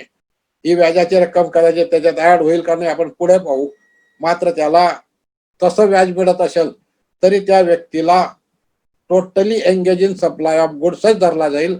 मात्र हे स्पेसिफिक झालंय 1/1/2000 पासून. मधला पिरियड राहिला 1/4/19 तिथे काय करायचं तर मी खाली प्रश्न लिहिले असतील. The same provision inserted MGST act effect from Section 22 provides that the limit of exemption, the threshold limit of exemption other than rules or services which are exempted under Section 11, therefore the person is attracting the way of tax for account. म्हणजे याच्यात आपल्याला असं म्हणणं आहे की हा section 22 जो आहे स्पेसिफिक एक बेनिफिट देतो. पण आपल्याकडे टॅक्स फ्री नील रेटर टॅक्सच्या वस्तूचा कोणी व्यवहार करत असेल तो नील रेटर तर कायद्यात लिहिलं आहे ना. त्याचा मी एक्झम्पशन करतोच आहे. एक्झम गुड्स और सर्व्हिसेसचा करत असेल तर कायदेशीर मला मान्यता आहे की या गुड्सवर एक्झम्प्टच आहे याच्यावर टॅक्सच लागत नाही. पण हा सेक्शन 22 एक त्यांना स्पेसिफिक एक्झम्पशन पुरवतो. म्हणजे this is another benefit to the dealer who is dealing in taxable supply. असं गृहीत धरा की तो सिमेंट किंवा स्टील मध्ये डीलर आहे. ती वस्तू टॅक्सेबल आहे. पहिल्या रुपयापासून ऍक्च्युअली टॅक्स लागतो त्याच्यावर. पण या सेक्शन मध्ये लिमिट दिलेलं की 20 लाखाच्या वरती तुझ्या टर्नओव्हर जात नसेल तर आम्ही तुझ्याकडून टॅक्स मागणार नाहीत. You are free to sell this goods though taxable. म्हणजे this but the additional benefit received to a person who is dealing in taxable goods before registration. म्हणजे जोपर्यंत बेसिक एक्झम्पशनची लिमिट येत नाही. आता तर ती 40 लाख झाली. समजा तुम्ही स्टील आणि सिमेंटचे डीलर आहेत आणि तुमच्या टर्नओव्हर वर्षाकाठी 39 लाख होतोय. तुम्हाला नंबर घ्यायची गरज नाही. म्हणजे जरी तो एक्झम्प्ट नसला तरी तो नील रेटेड नसला गव्हर्नमेंटने माफ केला तरी तुम्ही एक्झम्पशन लिमिट एन्जॉय करताय बिकॉज ऑफ सेक्शन 21(1). आपल्याला सांगण्याचा मागचा हेतू हा आहे की टॅक्सेबल पर्सन सुद्धा एक लिमिट एन्जॉय करू शकतो if you follow certain condition. त्याला जर उत्पन्न नसेल व्याजा व्यतिरिक्त तर तो 40 लाखापर्यंत टॅक्सेबल वस्तूमध्ये पहिल्यापासून व्यवहार करून कोणत्याही प्रकारच्या गव्हर्नमेंटला टॅक्स न देताना आरामशीर व्यवहार करू शकतो. एसजीएसटी वाचताना आपण एक प्रोव्हिजन पाहिलेली आहे त्याच्यात की कॅटेगरी स्टेट मध्ये जर सप्लाय असेल तर तुमचं लिमिट 10 लाख होऊन जाईल. As we have already seen provision to section 22 relating to special category state for threshold limit are also incorporated as GST Act. म्हणजे ती इथे का टाकण्याचं कारण काय आहे? The existence of this GST Act makes threshold for registration to 10 lakhs. म्हणजे एखाद्या व्यक्ती जर महाराष्ट्र आणि मिझोराम मध्ये बिझनेस करत असेल तर त्याचं limit automatically reduce to 10 lakh होतं, त्याला 20 लाखाचे लिमिट लागू पडत नाही. किंवा आपण असं म्हणू शकतो की मिझोराम वाल्यांनी त्यांचं लिमिट 20 लाख वाढवलेलं आहे, नाही, कारण ते जे लिमिट वाढवलेले आहेत हा त्या राज्यात व्यवहार करणाऱ्यांसाठी आहेत, सर्वांसाठी नाही. कारण ते नोटिफिकेशन वाचा किंवा section supply made in the state, तर तुम्ही फक्त राज्यातलाच टर्नओव्हर मोजला जाईल तुमच्या 40 लाख करण्यासाठी, दुसऱ्या राज्यातला नाही. त्यामुळे 40 लाखाची लिमिट तुम्हाला ती लागूच होत नाही. ज्यावेळेला तुम्ही एकापेक्षा 2 राज्यांमध्ये व्यवहार करतात तर तुम्हाला लिमिट 20 लाखाची लागू पडेल. कारण 40 लाखाची लिमिट फक्त MGST कायद्यामध्येच दिलेली आहे की supply made with in the state. तर तो तुमचा सप्लाय तर 2 राज्यात आहे, तो राज्यवाला तिकडचा म्हणतो की तुमच्या राज्य लिमिट आमच्या राज्याकरता कशा करता, आणि आमच्या राज्यात जी लिमिट दिली आहे ती फक्त आमच्या राज्यात व्यवहार करण्यासाठी दिले. तुम्ही तर महाराष्ट्रातही करतात आणि गुजरातमध्येही करतात, म्हणजे तुमचं लिमिट 20 लाखाचंच आहे, तिथे 40 लाख तुमचं लिमिट होऊ शकत नाही. ज्या वेळेला लिमिट तुम्ही एक राज्यात स्वतःच्या राज्यात आणि स्पेसिफाईड स्टेटमध्ये करत असाल तुमचं लिमिट 10 लाखाचं आहे. अब एक उदाहरण घेऊ. For example, mister x, a person in Maharashtra is having a branch, a special category state. Then the threshold limit is revised to rupees 10 lakh. He has to take registration in the state of Maharashtra and Mizoram on the basis of the limit of Mizoram. हे specific झालं कारण तुमचा pan नंबरवर तुमचं सर्व registration होणार आहे. Pan base तुम्हाला टर्नओव्हर द्यायचा आहे आणि हा लिमिट आपल्याला 10 लाखापर्यंत रजिस्टर होणार. आपण जसं म्हटलं की important question arises that while issuing notification under section 23(2) it was only stated that the person who is engaged in exclusive supply of goods aggregate turnover in a financial year 20 lakh. म्हणजे notification देताना त्यांनी फक्त एवढंच म्हटलेलं की exclusively याच्यात असेल तर the said notification does not allow the person to be engaged in services by way of products, loans and advances for consideration received by way of interest or discount. However, the proviso and explanation from service allowed the above services and state that the person is engaged in the above services, it will be treated that he is engaged in the sub. हे असल्यामुळे आपल्याला खालचे प्रश्न निर्माण होतात. Therefore, the question arises that whether the person providing services during the period from 1/4/19 to 31/12/19 be treated as exclusively engaged in supply of business. म्हणजे त्याच्यात काही सर्व्हिस असेल, व्याज वगैरे मिळत असेल या पिरियडला, तर त्याला एक्सक्लुझिव्हली सप्लाय अँड गुड्स म्हणायचे का? या प्रोव्हिजन मध्ये नोटिफिकेशन मध्ये तशी तरतूद नव्हती. त्यामुळे प्रश्न आला की या पिरियड मध्ये मी नंबर 40 लाखावर घेऊन टाकला, मात्र त्याच पिरियडचं मी जर बॅलन्स शीट पाहिलं तिथे मला FD वरचं व्याज 15,000 जमा सापडलं, तर गव्हर्नमेंट एखाद्या वेळेला म्हणू शकतं की wrongly taken the number, there is no such provision in the notification issued under section 23(2). You are not excluded, you are engaged in the business of supplying a tax-free supplies also, म्हणजे exam services असल्या तरी तुम्हाला तो number 20 लाखाची liability आहे. आणि समजा त्यांनी सांगितलं की नो, तर त्या याच्यावर मिळालेलं व्याज आपल्या टर्नओव्हर मध्ये ऍड करायचं का? नॅचरली ऍड करायचं, टर्नओव्हर करता ऍड होणार आहे. आपण एक दुसरा व्ह्यू असा सुद्धा घेऊ शकतो याच्यात की जे काही गव्हर्नमेंटचे इंटेन्शन इथे आहे 1-2 लाख की आम्ही गृहीत धरणार नाहीत तुम्हाला, तुम्ही जर व्याज मिळत असेल तर, तेच त्यांचं नोटिफिकेशन काढताना सुद्धा इंटेन्शन होतं की नोटिफिकेशन काढताना सुद्धा हेच इंटेन्शन त्यांच्या मनात असावं की व्याज हे काही आपण गृहीत धरणार नाहीत आणि या ग्राउंडवर तुम्ही एक्झम्पशन नव्हतं करा. We can also frame the opinion that the intention of the government include such exempt services while calculating aggregate threshold limit at the time of issuing notification. म्हणजे तुमच्याकडे एकच क्लिव आहे. जर कदाचित भविष्यात प्रश्न निर्माण झाला 1/4/19 ते 31/12/19 मध्ये घेतलेल्या रजिस्ट्रेशनच्या बाबतीत की तुमच्याकडे व्याज असताना तुम्ही 40 लाखाचं लिमिट कॅल्क्युलेट करून आमच्याकडून नंबर घेतला, मात्र ऍक्च्युअली तुम्हाला सर्व्हिसेस जरी टॅक्स फ्री असले तरी तुमचं लिमिट 20 लाखाचंच होतं, कारण असं स्पेसिफिक एक्झम्पशन तुम्हाला कोणतंही नव्हतं. त्यामुळे तुम्हाला एक लिटिगेशनचा पॉइंट मिळू शकतो. की intention of the government was to exam this interest because it is clarified now only. नवीन नोटिफिकेशन काढण्यापेक्षा त्यांनी इथे क्लेरिफाईड करून दिलेलं आहे की व्याजाच्या तुमच्या फक्त सर्व्हिस असले तर वी विल ट्रीट ॲज, याप्रमाणे त्यांनी आपल्याला आपण ग्राउंड घेऊ शकतो आणि ते 40 लाखाच्या लिमिटला कंटिन्यू करू शकतो एक पर्यंत, आणि पुढे 1 लाखापासून ऑफिशियली आपल्याला अलाउड झालेलं आहे. आता आपण वळूया प्लेस ऑफ बिझनेस. तर आपण प्लेस ऑफ बिझनेस म्हणजे नंबर कुठे घ्यायचा हाही महत्वाचा मुद्दा आहे. तर त्याच्या अगोदर आपण प्लेस ऑफ बिझनेसची डेफिनेशनच पाहू. A place from where the business is ordinarily carried out and includes a warehouse, a godown, or any other place where a taxable person store his goods, supplies, or receives goods or services or both.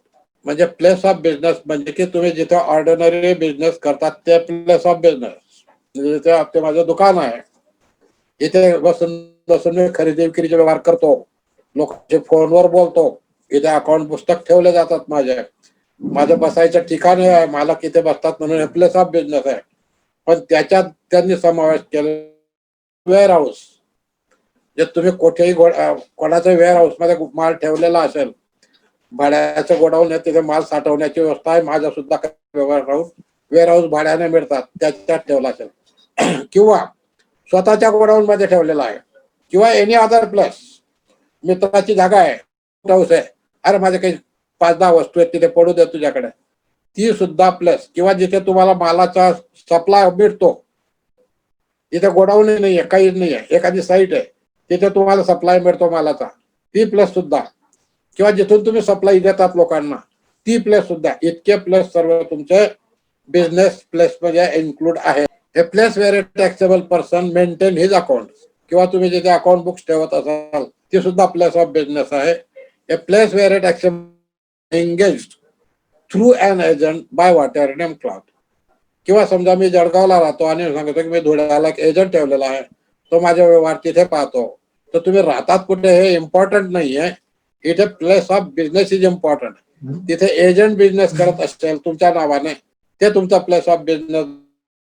म्हणजे याकरता आपल्याला registration घेताना तर आपला registration कोणत्या jurisdiction मध्ये आला पाहिजे. मी जळगावला राहतो, माझा एजंट धुळ्याला आहे, मालाचा डिलिव्हरी तिथे येते, विकलं तिथे जातो, मी जळगावला नंबर घेऊन काय करणार आहे? जळगावचा नंबर टोटली इलरिलेव्हंट राहील. तो नंबर तिथेच घेतलेला, त्या प्लेसला घेतलेला बेटर राहील. म्हणजे place of business is important. आपण त्याच्यावर एक एक्झाम्पल घेऊन, ABC limited is incorporated in England and purchase A cotton fabric from A manufacturer in India having A factory at Surat. म्हणजे ज्या माणसाची सुरतला फॅक्टरी आहे, त्याच्यात इंग्लंडमध्ये एबीसी कंपनी आहे, तिने त्या मॅन्युफॅक्चरर कडून घेतला आणि मालाचा स्टॉक केला मुंबईला वेअर हाऊस मध्ये. आणि काही दिवसानंतर ABC limited sold the goods from the warehouse at Mumbai to different customers in India. म्हणजे भारतातल्या विविध प्रकारच्या क्लायंटला त्यांनी इथेच विकून टाकलं. तोपर्यंत त्यांचं निश्चित नव्हतं की गुड्स परत इंग्लंडला घेऊन जायचं आहे का इथेच पडू द्यायचं, भारतातच विकायचं आहे, माहित नव्हतं. आता परिस्थिती अशी आलेली की एबीसी लिमिटेड इंग्लंडला रजिस्टर असल्यामुळे त्यांचा main place of business must be in England. They do not have any place of business. पण त्यांचं वेअर हाऊस मात्र मुंबईला आहे, जिथे मालाचा स्टॉक त्यांनी ठेवलेला आहे. खरेदी केलेलं आहे त्यांनी सुरतकडच्या व्यापाऱ्याकडनं. आता प्रश्न असा आला की रजिस्ट्रेशन त्यांचं महाराष्ट्रात घ्यावं लागेल का गुजरातमध्ये घ्यावं, आणि त्यांनी रजिस्ट्रेशन घेताना ते कायद्याच्या व्याख्येत बसता का? पहिली गोष्ट तर ते व्याख्येत बसतात. पर्सनच्या डेफिनेशन मध्ये त्यांचा, म्हणून त्यांना भारतात धंदा करताना नंबर घेणं आवश्यक आहे. त्यांचा प्लेस ऑफ बिझनेस कोणता, तर त्यांनी म्हटलेलं आहे काय डेफिनेशन प्लेस ऑफ सप्लाय मध्ये की जिथून तुम्ही मालाच्या डिलिव्हरी करू शकाल किंवा जिथे मालाचा स्टोअर केलेला असेल त्या जागेवर त्या प्लेसला तुम्हाला नंबर घेणं आवश्यक आहे. In that case ABC limited has liable to be registered in the state of Maharashtra because warehouse situated in the state of Maharashtra and after all they are selling the goods from the Maharashtra in various state of the India. In view of the definition, place of business of the supporting warehouse at Mumbai and ABC Limited is liable to be registered at Mumbai warehouse situated. म्हणजे त्यांना मुंबईला registration करावं लागेल. Store मुंबईला केलेला असला तर जिथून मालाचे स्टोअर केलेला आहे आणि जिथून डिलिव्हरी होईल तिथे नंबर घेणं प्लेस ऑफ बिझनेसच्या डेफिनेशन प्रमाणे अयोग्य आहे, म्हणून त्यांना हा नंबर इथे घ्यावा लागेल. दुसरं उदाहरण घेऊया. XYZ Limited is a registered in the state of Maharashtra and engage in the business of civil contractor. आणि त्यांना एखादं असं गृहीत धरू की एखाद्या नॅशनल हायवेचं काम मिळालं, जो national highway crosses the state of Gujarat, Maharashtra आणि मध्य प्रदेश. म्हणजे त्या माणसाच्या 3 राज्यांमधून काम चालणार आणि त्याची काय पद्धत आहे, ज्या राज्यात काम चालत असेल त्याच राज्यातून खरेदी करायची, तिथेच गोडाऊन घ्यायचं किंवा साईटवर आणि तिथून गरजेप्रमाणे त्या कामावर वापरत जायचं. बऱ्याच वेळा असं असतं की लगेच घेतला, लगेच साईटवर यूज केला, गोष्ट खतम, नो इम्प्लॉय. या केसमध्ये त्या डीलरला महाराष्ट्र, मध्य प्रदेश आणि गुजरात 3 राज्यांमध्ये नंबर घेणं कंपल्सरी आहे, कारण त्याच्या 3 राज्यांमध्ये खरेदीचा व्यवहार होणार आहे. कारण गुजरातमध्ये खरेदी केला तर तो गुजरातवाला त्याला बिल गुजरातचा आणि CGST लावूनच देणार, तो हे कारण तो डिलिव्हरी तिथल्या तिथे होतोय. त्यामुळे त्याला क्रेडिट घ्यायचं असेल तर त्या राज्यात नंबर पाहिजे. मध्य प्रदेशमध्ये काम करत असेल तर तिथूनच खरेदी करणार असेल तर त्याला तो नंबर पाहिजे, किंवा सर्व महाराष्ट्रात खरेदी करून OMS मधून त्याला तो नंबरवर ट्रान्सफर करतोय बा, मी माझ्या नंबरवर जातोय, तर त्यावेळेला नंबरची गरज पडणार नाही. तरी पण नंबर जर घ्यावा लागला राज्यामध्ये तर मग टॅक्स लावावा लागेल. हा त्याचा प्रॉब्लेम आहे. म्हणजे त्या माणसाला 3 राज्यामध्ये नंबर घेणं माझ्या मताने आवश्यक आहे, असं माझं मत आहे. तर आपण डिस्कशन करू ऍग्रीगेट टर्नओव्हरच्या बाबतीत. हे ऍग्रीगेट टर्नओव्हर भरपूर मुद्दे येतात. तर एक तपास करताना मला कर्नाटकाचा ऍडव्हान्स रुलिंग मिळालं. अनिल कुमार अग्रवाल यांच्या केसमध्ये त्यांनी दिलेलं आहे. त्या माणसाने, अनिल कुमार अग्रवालांनी त्यांचं P&L अकाउंट पाहिलं. त्याच्यात व्हेरियस आयटम जे आपल्या मनात शंका असतात त्या सर्व आयटम त्याच्या P&L ला होते. मग त्यांनी एक अर्ज केला ऍडव्हान्स रुलिंग अथॉरिटीकडे. त्याच्यात जेवढे मुद्दे होते तेवढे आपण घेऊया आणि त्याच्यावर चर्चा करू की ते वेदर इन्क्लुडेबल ऑर नॉट. पहिला मुद्दा पहा, interest received on deposit, loans, advances, post office interest, interest from national pension scheme, interest from partnership firm, capital and current account वरचं, एवढे सर्व त्यांना व्याज मिळतात. त्यांनी विचारलं होतं की हे व्याजाचं मी काय करायचं, whether to be included in my aggregate turnover or not, हा क्वेश्चन आहे ऍडव्हान्स रुलिंग अथॉरिटीला. तर त्यांनी असं हेल्ड केलेला आहे. It was held that interest income received from different sources as mentioned in the above point being consideration from exempt services are to be included in the aggregate turnover. म्हणजे मी जे तुम्हाला मध्ये सांगितलं होतं ते 452 ला आलेलं आहे. आपल्याकडे नोटिफिकेशन 1419 ला आलेली आहे. आता त्या पिरियड मध्ये व्याज मिळालं असेल तर ते व्याज टॅक्सेबल ऍग्रीगेट टर्नओव्हर मध्ये ऍड करायचं का? जर ऍड करावं लागत असेल तर मग तुम्ही सर्व्हिस प्रोव्हाइड केली असं धरायचं का? कारण supply of extending of loans and deposit is nothing but the supply of tax free services. त्याचं नोटिफिकेशन हे खालीच दिलेलं आहे. नोटिफिकेशन त्याला सर्व्हिसेस म्हणतात आणि त्याच्यावरून मिळालेलं व्याज हे कन्सिडरेशन आहे, त्याच्यावर सुद्धा टॅक्स नाही आहे. मात्र त्यांनी हे हेल्ड केलं की जे व्याज येईल it is nothing but the consideration received on exempted supply of services. However, it is to be included in aggregate turnover. कारण aggregate turnover च्या डेफिनेशन मध्ये exempt सप्लाय सुद्धा ऍड आहे. तर मी ते इथून घेतलं आणि याला एक लेटेस्ट आहे आणखी गुजरात राज्याचा ऍडव्हान्स रुलिंग अथॉरिटीज आहे. त्यांनी सुद्धा म्हटलं की interest received is to be included in aggregate turnover. त्याला टॅक्स लागेल का नाही तो नंतरचा प्रश्न आहे. पहिल्यांदा तुम्ही त्या aggregate टर्नओव्हरला include karka because it is received from the exempt it is nothing but the consideration from exempt supply. A services by way of extending deposits, loans and advances for a consideration is represented by way of interest or discount are services under entry number 27(1) notification number 1227 त्या exempt services आहेत. म्हणजे loans and deposit मी ठेवतो त्याच्यावर tax लागत नाही का, तर त्याला स्पेसिफिक नोटिफिकेशन नंबर दिलेला आहे, तारीख दिलेली आहे कोणत्या सिरियल नंबरवर लिहिलेलं आहे की एक्सटेन्शन ऑफ एक्सटेंडिंग डिपॉझिट लोनचा टॅक्स फ्री सर्व्हिसेस म्हणजे एक्झाम सर्व्हिसेस आहेत. मात्र त्याच्यावर मिळणाऱ्या व्याजावर जरी टॅक्स लागत नसला तरी तो ऍग्रिगेट टर्नओव्हरचा भाग आहे, एवढंच सांगणं इथे महत्वाचं आहे. आणि हीच अशा शंका आपल्याला मध्ये घेऊन जाते की ज्या वेळेला नोटिफिकेशन निघालं 10/19 नंबरचा एक आणि 1/4/19 लागू केलं, तिथे हा मुद्दा नव्हता. तर कदाचित ऑफिसर लोक मागे पुढे हा मुद्दा काढून आपल्याला विचारणा करू शकतात. दुसरा मुद्दा, salary received from the firm as a working partner, हाही त्यांना विचारला होता ऍडव्हान्स रुलिंग अथॉरिटीला की मी एका फर्म मध्ये पार्टनर आहे आणि मला तिथून as a working partner salary म्हणतात. held that neither supply of goods or nor supply of services void clause 1 of schedule 3 of the CGST Act 2017 as the employer-employee relation evidenced by a deed of partnership. Partnership मध्ये लिहिलेलं असतं की हे partners working partner म्हणून काम करतील आणि working partner म्हणून काम केल्यानंतर आम्ही त्यांना इयर एंडला याप्रमाणे रेम्युनरेशन देऊ. त्याचा काही पर्सेंटेज आहे, त्यामुळे आम्हाला रेग्युलर देता येत नाही. मात्र partnership deed is evidence that you have a employer relation. जिथे वर्किंग पार्टनर नसेल त्याला आपण सॅलरी देतच नाहीत, कारण ते अदरवाईज इन्कम टॅक्सला अलाउड नाही.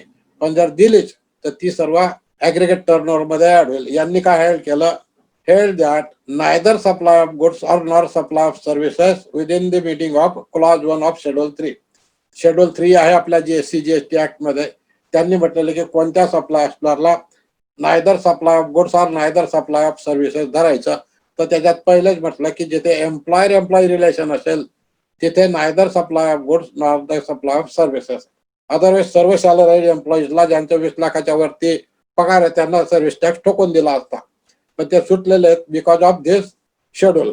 तिसरा मुद्दा, share of profit received from the firm in which he is a partner. Anil Kumar Agarwal म्हणतात की सर मी एका पार्टनरशिप मध्ये पार्टनर आहे, मला तिथून प्रॉफिट मिळतो काही इयर एंडला, तो माझ्या त्याच वर्षाच्या इयर एंडिंगच्या अकाउंटिंग करावा लागतो. म्हणजे फायनान्शियल इयर मध्ये I am receiving the profit from the firm whether it is to be included in my aggregate turnover while applying for the registration. कारण त्याला रजिस्ट्रेशन करण्यासाठी जायचं होतं, म्हणून त्यांनी हा प्रश्न विचारला की मला रजिस्ट्रेशन करायचं आहे, whether this all should be included or not, तुम्ही मला क्लिअर द्या.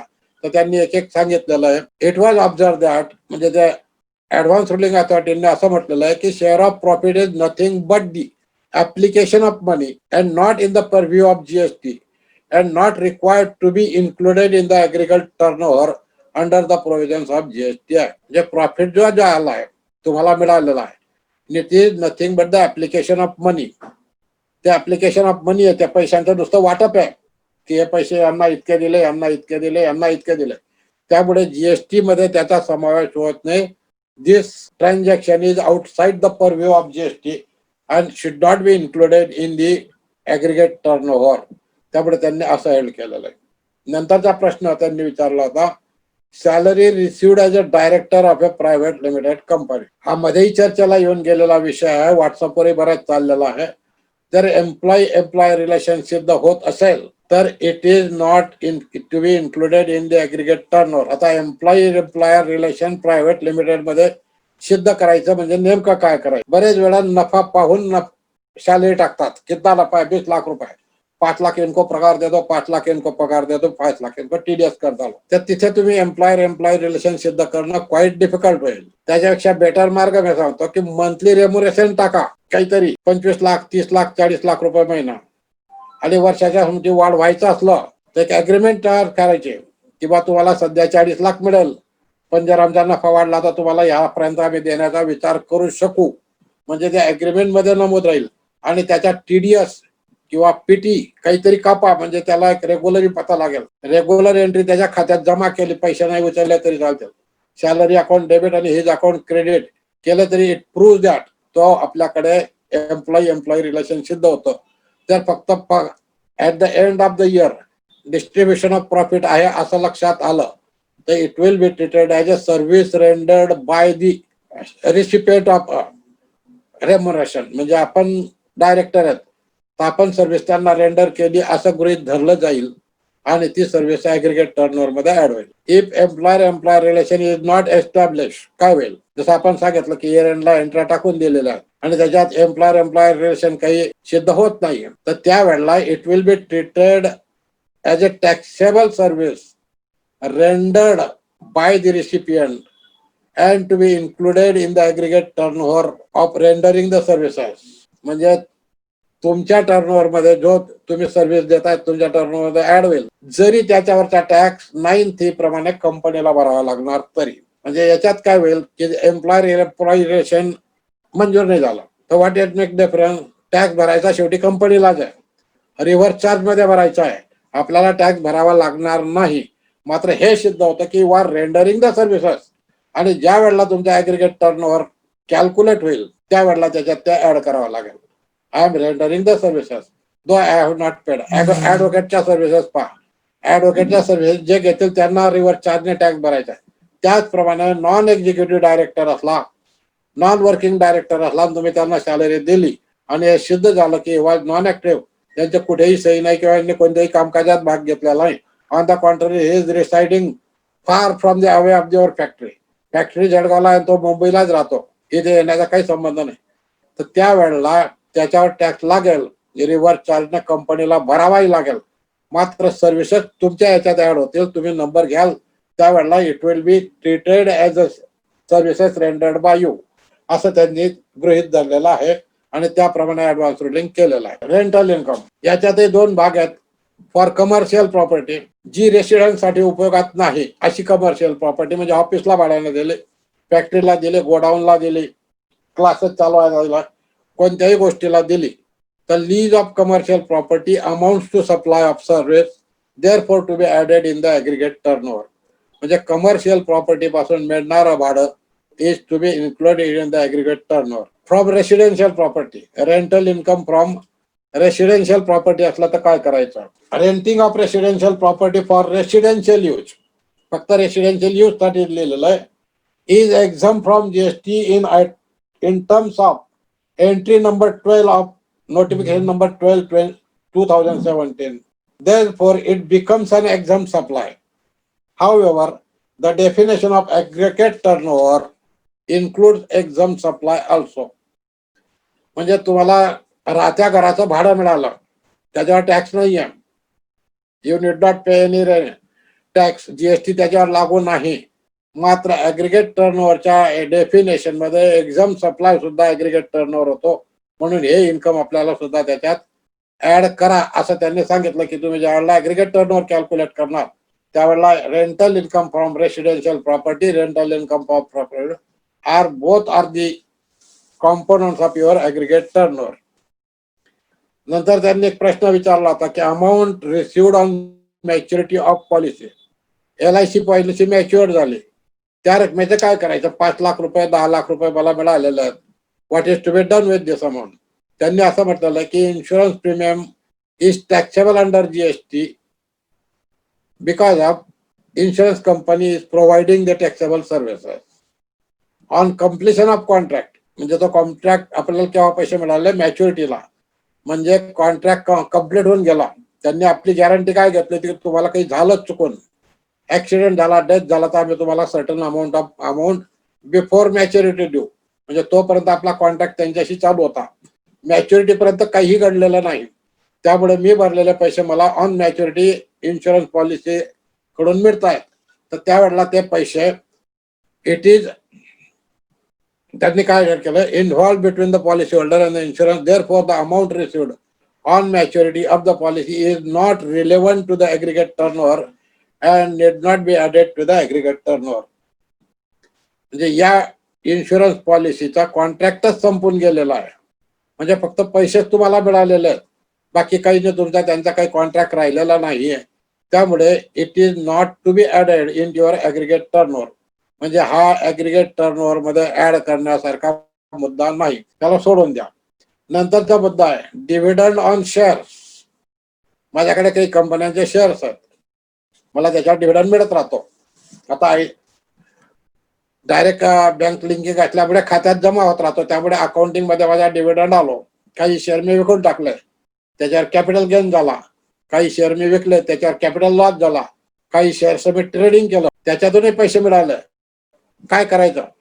तर त्यांनी सांगितलं की it was held that securities as defined in section 2101 of the CGST Act explicitly excluded from the definition of goods and services. म्हणजे गुड्सच्या definition मधूनही मनी आणि सिक्युरिटीज एक्सक्लूड आहेत, सर्व्हिसेसच्या डेफिनेशन मधूनही मनी आणि सिक्युरिटीज एक्सक्लुडेड आहेत. त्यामुळे डिव्हिडंड, शेअरच्या कॅपिटल गेन, शेअरवर येणारा capital loss are nothing doing with the aggregate turnover and need not be considered to determine the aggregate turnover of your aggregate turnover for the purpose of registration. म्हणजे तुम्हाला असा कोणताही registration साठी त्याला घेण्याची काहीही आवश्यकता नाही. याप्रमाणे त्यांनी उत्तर दिलेले आहेत. मला वाटतं संपला त्याच्यावरचा हिशोब.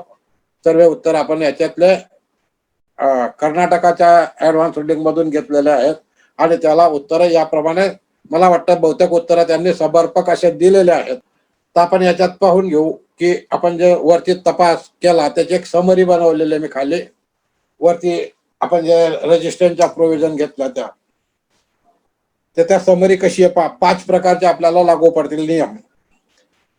For taxable supply of goods or services, महाराष्ट्रात तुम्ही taxable supply of goods or services commonly करत आहात, तर तुमचं लिमिट 20 लाखाचं आहे आणि फ्रॉम ते 1/7/17 पासून आजपर्यंत जसं तसं लागू आहे. म्हणजे याच्यात काही चेंज नाही. मी काही माझं समजा इंजिनिअरिंग वर्कशॉप आहे, मी काही लेबर चार्जेस करतो, काही स्वतःच मॅन्युफॅक्चरिंग करतो, खिडच्या दरवाजे बनवून विकून टाकतो. तर त्यावेळेला माझं लिमिट फक्त 20 लाखाचं आहे, कारण माझा ॲग्रिगेट टर्नओव्हर 20 लाख. तो 40 लाखाचा लागू पडत नाही, कारण मी सर्व्हिसेस सुद्धा देतो आणि 40 लाखाचं लिमिट फक्त सप्लाय ऑफ गुड्सला आहे. दुसरा पाहू, exclusively taxable supply of goods only within the state. मी राज्यात 40 लाखाचा टर्नओव्हर करतोय, exclusive supply of goods only within the state आहे. तर माझं म्हणणं की 1/4/19 पासून वाईड नोटिफिकेशन नंबर 10/2019 डेटेड 7/3/19 नुसार तुम्हाला 40 लाखापर्यंत सबस्क्रिप्शन माफ आहे. फक्त exclusively taxable supply of goods only within the state. म्हणजे फक्त सप्लाय ऑफ गुड्स मध्येच जर करत असाल तर 1/4/19 तर 31/12/19 या कारकिर्दीत तुम्हाला 40 लाखाचं लिमिट आहे. परत दुसरा मुद्दा, exclusive supply of taxable goods with relaxation to supply of services by way of deposit, loans or advances for consideration in interest or discount. 1/4/2000 पासून त्यांनी एक ऍडिशनल रिलॅक्सेशन आपल्याला दिलेलं आहे की तुम्हाला जर व्याज वगैरे मिळत असेल एक्झाम सप्लाय पासून तर ते आम्ही गृहीत धरणार नाहीत, तुम्हाला ट्रीट करू exam taxable supply of goods मध्येच. तर त्याप्रमाणे तुम्ही ते घ्यायचं. याप्रमाणे त्यांनी ते आपल्याला 31 सवलत दिलेली आहे. आणि चौथा आहे, making taxable supply of goods or services from Maharashtra and other normal state or union territory. त्या कारकिर्दीत तुमचं लिमिट फक्त 20 लाखाचंच राहणार, कारण प्रत्येक राज्यात लिमिट 20 लाखाचं आहे. त्यांनी जे लिमिटही वाढवले असतील तर ते स्वतःच्या राज्याकरताच वाढवलेले आहेत. त्यांनी स्पेसिफिक म्हटलंय की आमच्याच राज्यात जर फक्त धंदा करणार असाल तर 40 लाखाचं लिमिट आहे. पण ज्या वेळेला आपण 2 राज्य समोर आणून ठेवतो की मी गुजरातमध्येही आहे आणि महाराष्ट्र मध्य प्रदेशमध्येही करतोय, तर दोघं राज्यामध्ये तुम्ही आमच्याच राज्यात व्यवहार केला असता तर आम्ही तुम्हाला 40 लाखाचं लिमिट दिलं असतं, पण तुम्ही आमच्या बरोबर दुसऱ्या राज्यातही व्यवहार करतात म्हणून तुम्हाला 20 लाखाचं लिमिट लागू पडेल आणि तुम्हाला त्या वेळेला 20 लाखाच्या नंबरवर दोघं राज्यांमध्ये ऍट अ टाइम नंबर घेणं कंपल्सरी होऊन जाईल. For making taxable supply of from Maharashtra and other specified date. याच्यात मी अगोदरच सांगितलंय की 1/7/17 पासून ही लायबिलिटी 10 लाखाचीच आहे आणि तुम्हाला 10 लाखावर नंबर घ्यावा. म्हणजे इथपर्यंत झालं आपलं सेक्शन 1, सबसेक्शन 1 ऑफ सेक्शन 22 आपण पूर्ण केला. आता सबसेक्शन 2 कडे जाऊ. व्हेरी इझी आहे, काही जास्त प्रॉब्लेम नाही आहे त्याच्यात. आपण फक्त every person who on the immediately preceding appointed date is registered or holds a license under an existing law shall be liable to be unregistered under this act on the appointed day. म्हणजे त्यांनी असं सांगितलेलं आहे की जर तुम्ही जुन्या कायद्यांमध्ये तुमचं रजिस्ट्रेशन असेल तर तुम्हाला नवीन कायद्यामध्ये कंपल्सरीली रजिस्ट्रेशन घ्यायचं आहे. म्हणजे मायग्रेशन तर व्हायचं आहे. तुम्ही अर्जच केला नाही असं होऊच शकत नाही.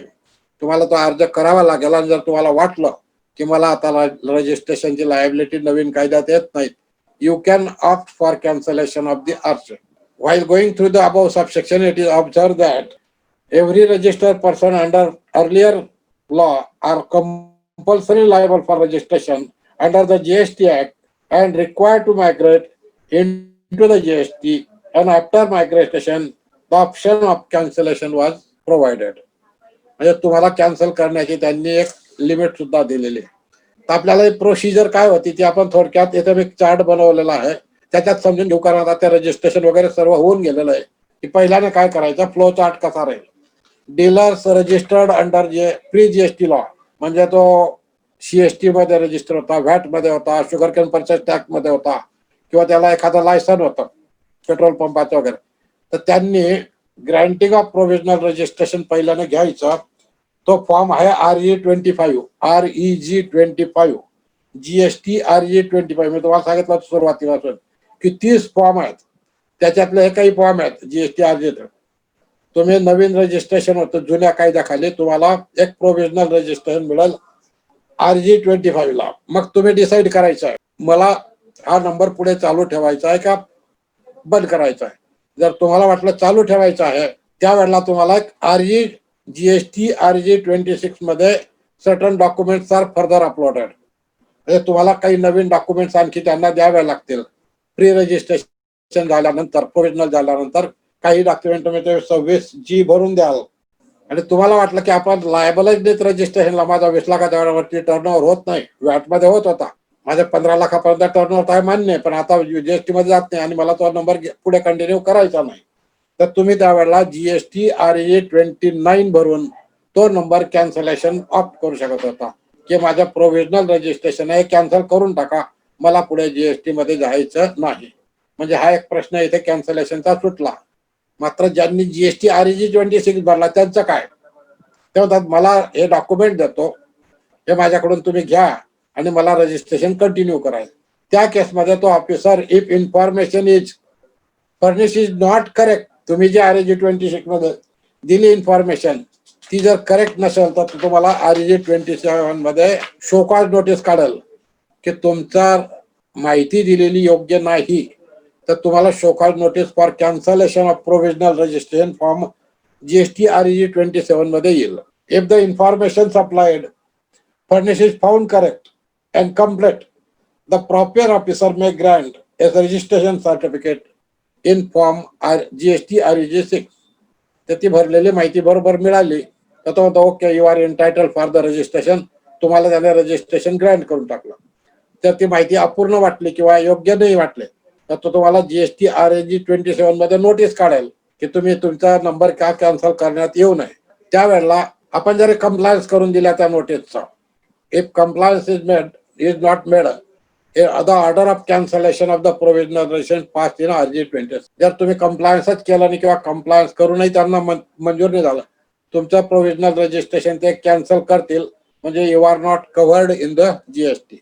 आणि जर कंप्लायन्स बरोबर झालेला असेल तर ते तुमचा जो 27 जी नोटीस काढली होती तिला व्हॅकेट करतील REG20 काढून, किंवा compliance is okay we will grant you the registration आणि रजिस्ट्रेशन REG26 मध्ये तुम्हाला देऊन देतील. म्हणजे याप्रमाणे ती प्रोसिजर होती. म्हणजे याप्रमाणे दुसरा सेक्शन जे प्री GST कायद्यामध्ये होते त्यांना GST मध्ये कायद्यामध्ये आणण्यासाठी ही प्रोसिजर फॉलो करून रजिस्ट्रेशन देण्यात आलेले आहे.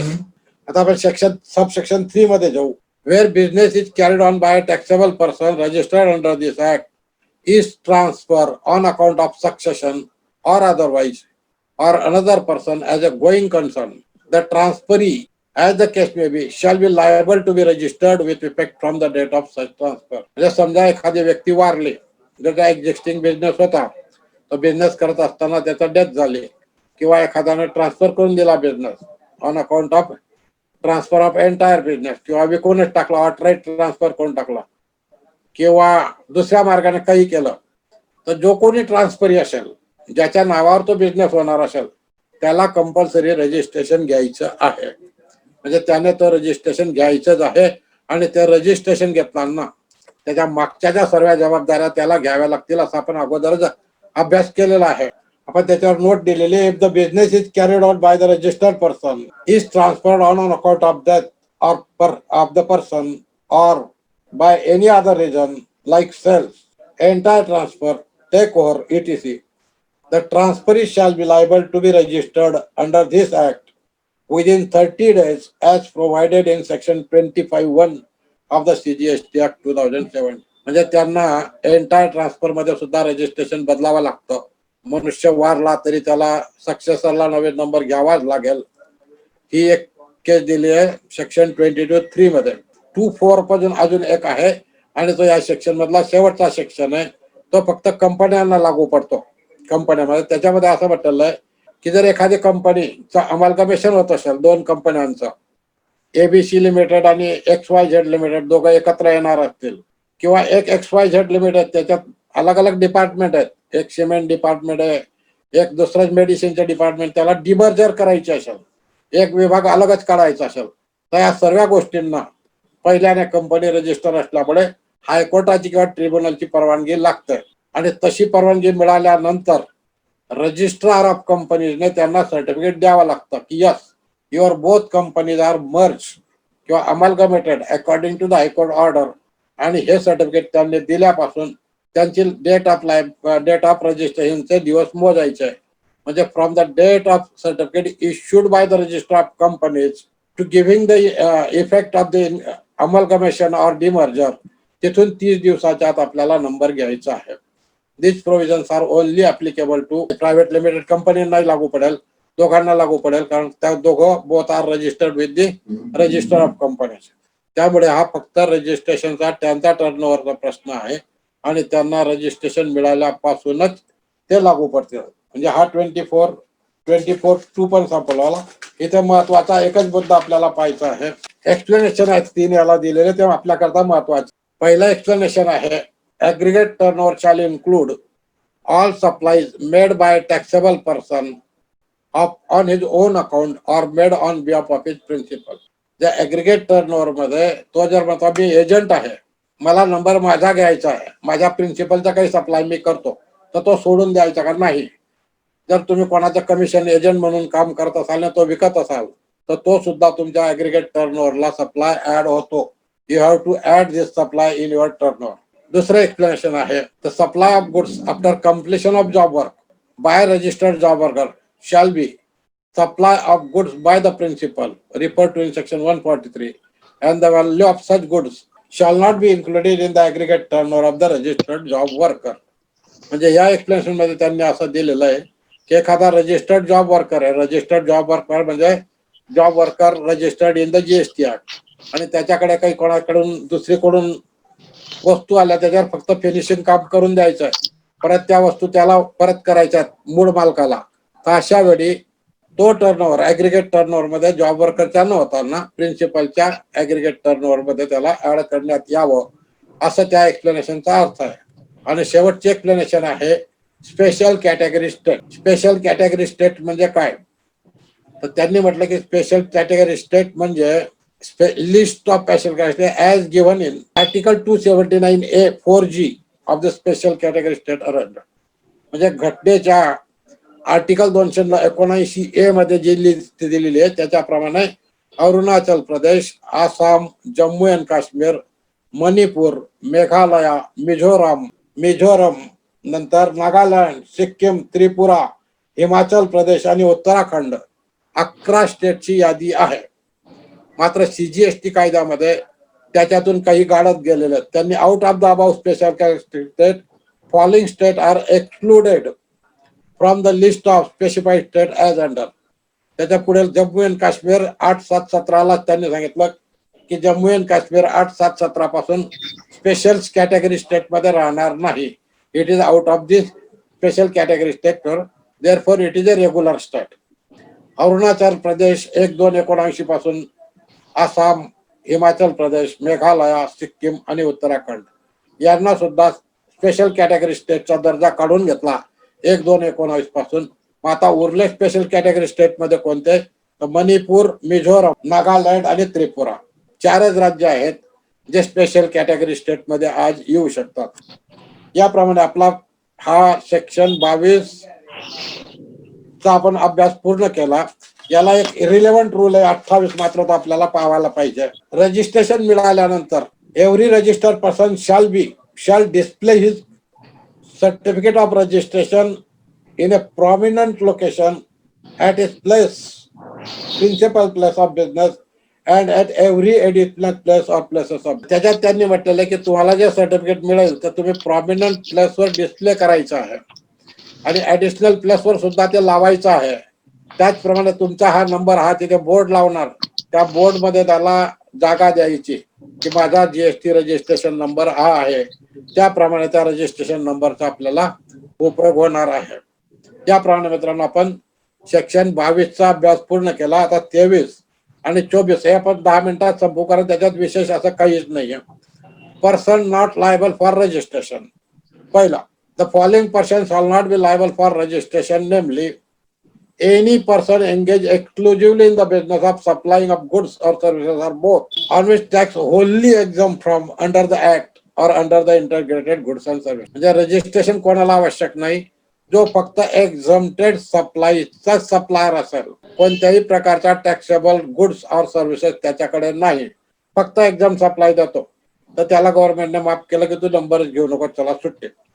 आणि दुसरी एक कॅटेगरी केली, an agriculturist to the extent of supply of produce out of cultivation of land. म्हणजे जो शेतकरी आहे आणि जे शेती उत्पन्नातून, त्याने पिकवलेल्या शेती उत्पन्नातून त्याला जे काही प्रॉडक्ट मिळत असेल, उत्पन्न मिळत असेल, सप्लाय ऑफ सर्व्हिसेस मधून माफ दिलेला आहे.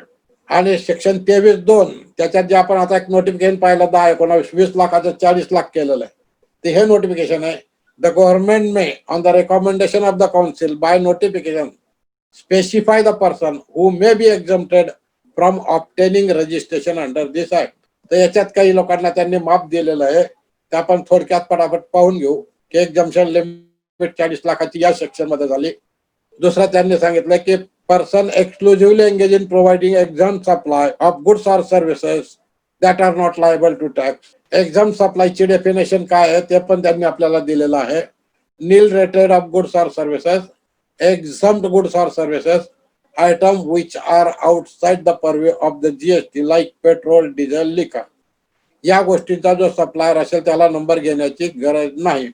तर इथे प्रश्न पडतो असा की समजा एखादा पेट्रोल पंप डीलर आहे, तो पेट्रोल आणि डिझेलचा सप्लाय करतो, ते outside the purview of GST आहेत, म्हणजे एक्झाम सप्लाय पूर्ण त्याचा, आणि एक्झाम सप्लायरला नंबर घेऊ नये असं 23 सेक्शन 23(1) स्पष्ट सांगतो. मात्र त्याचबरोबर तो डीलर ऑइलचाही सप्लाय करतो, ऑइल विकतो, तो oil is a covered under GST, तर त्यावेळेला त्याला जीएसटी मध्ये रजिस्ट्रेशन घेणं कंपल्सरी आहे.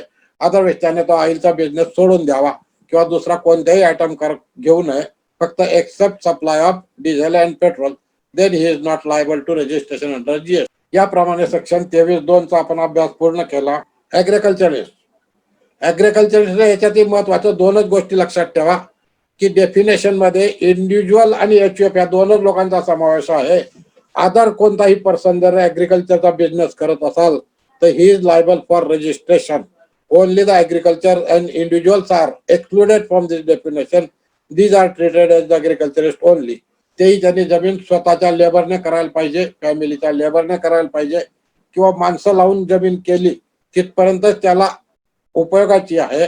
त्या जमिनीतून येणारं उत्पन्न तोपर्यंत, जेव्हापर्यंत विकतो तोपर्यंत तो ऍग्रिकल्चर आहे. ही एक्झम्पशन आपल्याला व्हॅटमध्येही होतं. व्हॅटमध्ये 3 गोष्टींचं एक्झम्पशन होतं, ऍग्रिकल्चरलिस्ट, एज्युकेशनल इन्स्टिट्यूशन्स आणि ट्रान्सपोर्टर्स. आता इथे ट्रान्सपोर्टरचं एक्झम्पशन काढून घेतलं आणि एज्युकेशनल इन्स्टिट्यूशनचंही एक्झम्पशन काढून घेतलेलं आहे. त्यामुळे आता फक्त ऍग्रिकल्चरलिस्ट आणि एक्झाम सप्लाय हे 2च लोक एक्झामच्या लिस्टमध्ये राहिले. आता आपण डायरेक्ट 24 वर जाऊ. Okay, this is the section 24 compulsory registration and certain cases. म्हणजे 40 लाखाचं लिमिट, 20 लाखाचं लिमिट, कोणतेही लिमिट जरी असलं तरी ते कोणाला लागू पडणार नाही. Person making any taxable interstate supply, म्हणजे OMS मध्ये मालाची विक्री करतो, मात्र ते टॅक्सेबल वस्तू आहे. जोपर्यंत तो टॅक्स फ्री गोष्ट किंवा एक्झामचा करेल तोपर्यंत नंबर घेण्याची गरज नाही. म्हणजे एखादी वस्तू टॅक्सेबल आहे आणि त्याने 100 रुपयाची जरी विकली तरी he is liable for the registration. Casual taxable person making a taxable supply, त्यांना नंबर कंपल्सरी घ्यायचा आहे. Person who are required to pay tax under the reverse charge, तो एक्झाम सप्लायचा सर्व्हिसेस करतो त्यामुळे नंबर नाही, मात्र त्याला काही कारणास्तव रिव्हर्स चार्ज भरावा लागतो तरी त्याला नंबर घ्यावा लागणार आहे. म्हणजे एका बाजूला एक्झम्पशन आहे, दुसऱ्या बाजूला नंबर घेण्याची लायबिलिटी उभी करून दिलेली आहे.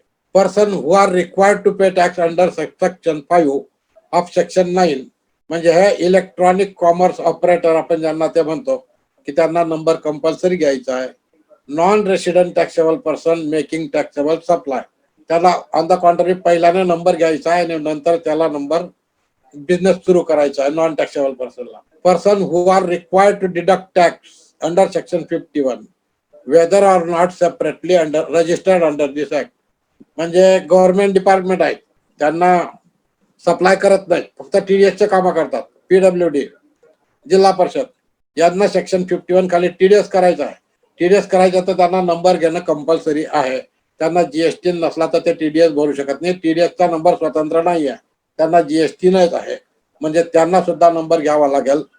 Person who makes taxable supply of goods or services or both on behalf of the other whether as agent or otherwise, म्हणजे तुम्ही एजंट म्हणून काम करतात किंवा कोणत्या दुसऱ्या व्यक्तीच्या वतीने काम करतायत तरी तुम्हाला नंबर घ्यावा लागणार नाही. लायबिलिटी त्याच्यावर टाकून चालत नाही.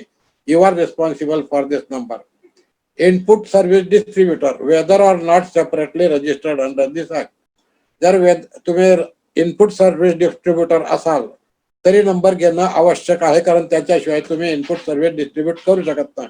Person who supply goods or service or both other than supplies specified under section 9, though such electronic commerce operator who is required to collect tax under section 52, म्हणजे टॅक्स डिडक्शन वाल्यांना जशी गरज आहे तशी टॅक्स कलेक्शन ऍट सोर्स वाल्यांनी सुद्धा compulsory number घ्यावा अशी कायद्यात तरतूद आहे. Every person supplying online information and database access or territorial services from India to a person in India and such other person or class of person as may be notified by the government from time to time. याप्रमाणे त्यांनी आपल्याला कोणाला number compulsory घ्यावा लागेल याप्रमाणे त्यांनी माहिती आपल्याला दिलेली आहे. आणि आपण नोट्स ऑन सेक्शन 23 मध्ये जर पाहायचं असला तर this section is self explanatory, does not require any comments. This section specifies the 12 situations in which the person is requested to be registered under compulsory. याप्रमाणे आपण सेक्शन 22, 23 आणि 24 इथपर्यंतचा अभ्यास केला. तर मी साहेबराव पाटलांना विनंती करतो की माझ्याकडचं संपलेलं आहे, तर त्यांनी आता पुढचा मीटिंग पुढे ताब्यात घ्यावी किंवा काही प्रश्न असले तर आपण ते प्रश्न विचारू. मेडिकल शॉप रेंट हे कमर्शियल आहे आणि त्याच्यामुळे ती सर्व्हिसेस तुम्हाला तेवढ्या करता नंबर घ्यावा लागेल. जरी डॉक्टरांच्या सर्व्हिसेस स्पेसिफिकली एक्झाम्प्ट असल्या तरी त्यांची लायबिलिटी मात्र येते मेडिकल शॉप रेंटमुळे, आणि हे is required to take the registration number असं माझे ओपिनियन आहे. सर हा मोठा इमर्जिंग इश्यू आहे सध्या. डॉक्टर लोकांनी एक्झाम सर्व्हिसेस दिला, काही रेंट त्यांचा आहे. हो, रेंट टॅक्सेबल सर्व्हिस मध्ये ऍड करायचा. 50,000 रेंट असेल तरी नंबर घ्यावा लागेल त्यांना. हो, तेवढ्या करता नंबर घ्यावा लागेल, कारण त्या tax supply of taxable services असं म्हटलंय. त्याच्या बाबतीत ARI स्पष्ट, अनिल कुमार अग्रवाल कर्नाटकाचा तो पहा, त्याच्यात स्पेसिफिकली लिहिलं आहे. त्याच्यापेक्षा मार्ग काढा, जो नंबर घेतलेला नसेल ना तर रेंट दुसऱ्याच्या नावाने शिफ्ट करून घ्या, की इकडे न देताना किंवा दुसऱ्या मार्गाने जेव्हा फी वाढवत दे त्या मार्गाने. पण कायद्यामध्ये तरतूद तशीच आहे, त्याला काही इलाज नाही. सर खूप छान लेक्चर झालं. सर आज ऍडव्होकेट दिन आहे आणि ऍडव्होकेट दिनला आज तुम्ही खूप सुंदर लेक्चर दिलं. पत्नीने ते ऐकलं, त्याबद्दल तुमचे सगळ्यांचे धन्यवाद. आणि तुमच्यामध्ये इतकी मोठी कॅपॅसिटी हे पहिल्यांदा कळालं. ऍडव्होकेट दिनानिमित्त सर्व ऍडव्होकेटला शुभेच्छा. सर तुमच्या परवानगीने कन्क्लूड करायचं का आता? हो हो हो, बिलकुल. थँक्यू सर्वजण उपस्थितांना सर्वांना. अहमदनगरचे सर सर्वांचा आभारी आहे. आमचे जे आजचे मेंबर अटेंड झाले त्यांचे इतक्या बिझी शेड्यूल मध्ये 37 मेंबरने अटेंड केलं, त्यांचाही आभारी आहे. मगन पाटील सरांचा खूप खूप आभारी आहे. आणि आता पुढची मीटिंग आपण ठरल्याप्रमाणे जानेवारीच्या फर्स्ट वीक मध्ये म्हणतात सर, तेव्हा घेऊ. तरी मी सर्वांचे आभार मानतो आणि आपली आजची स्टडी सर्कल मीटिंग संपली असं जाहीर करतो.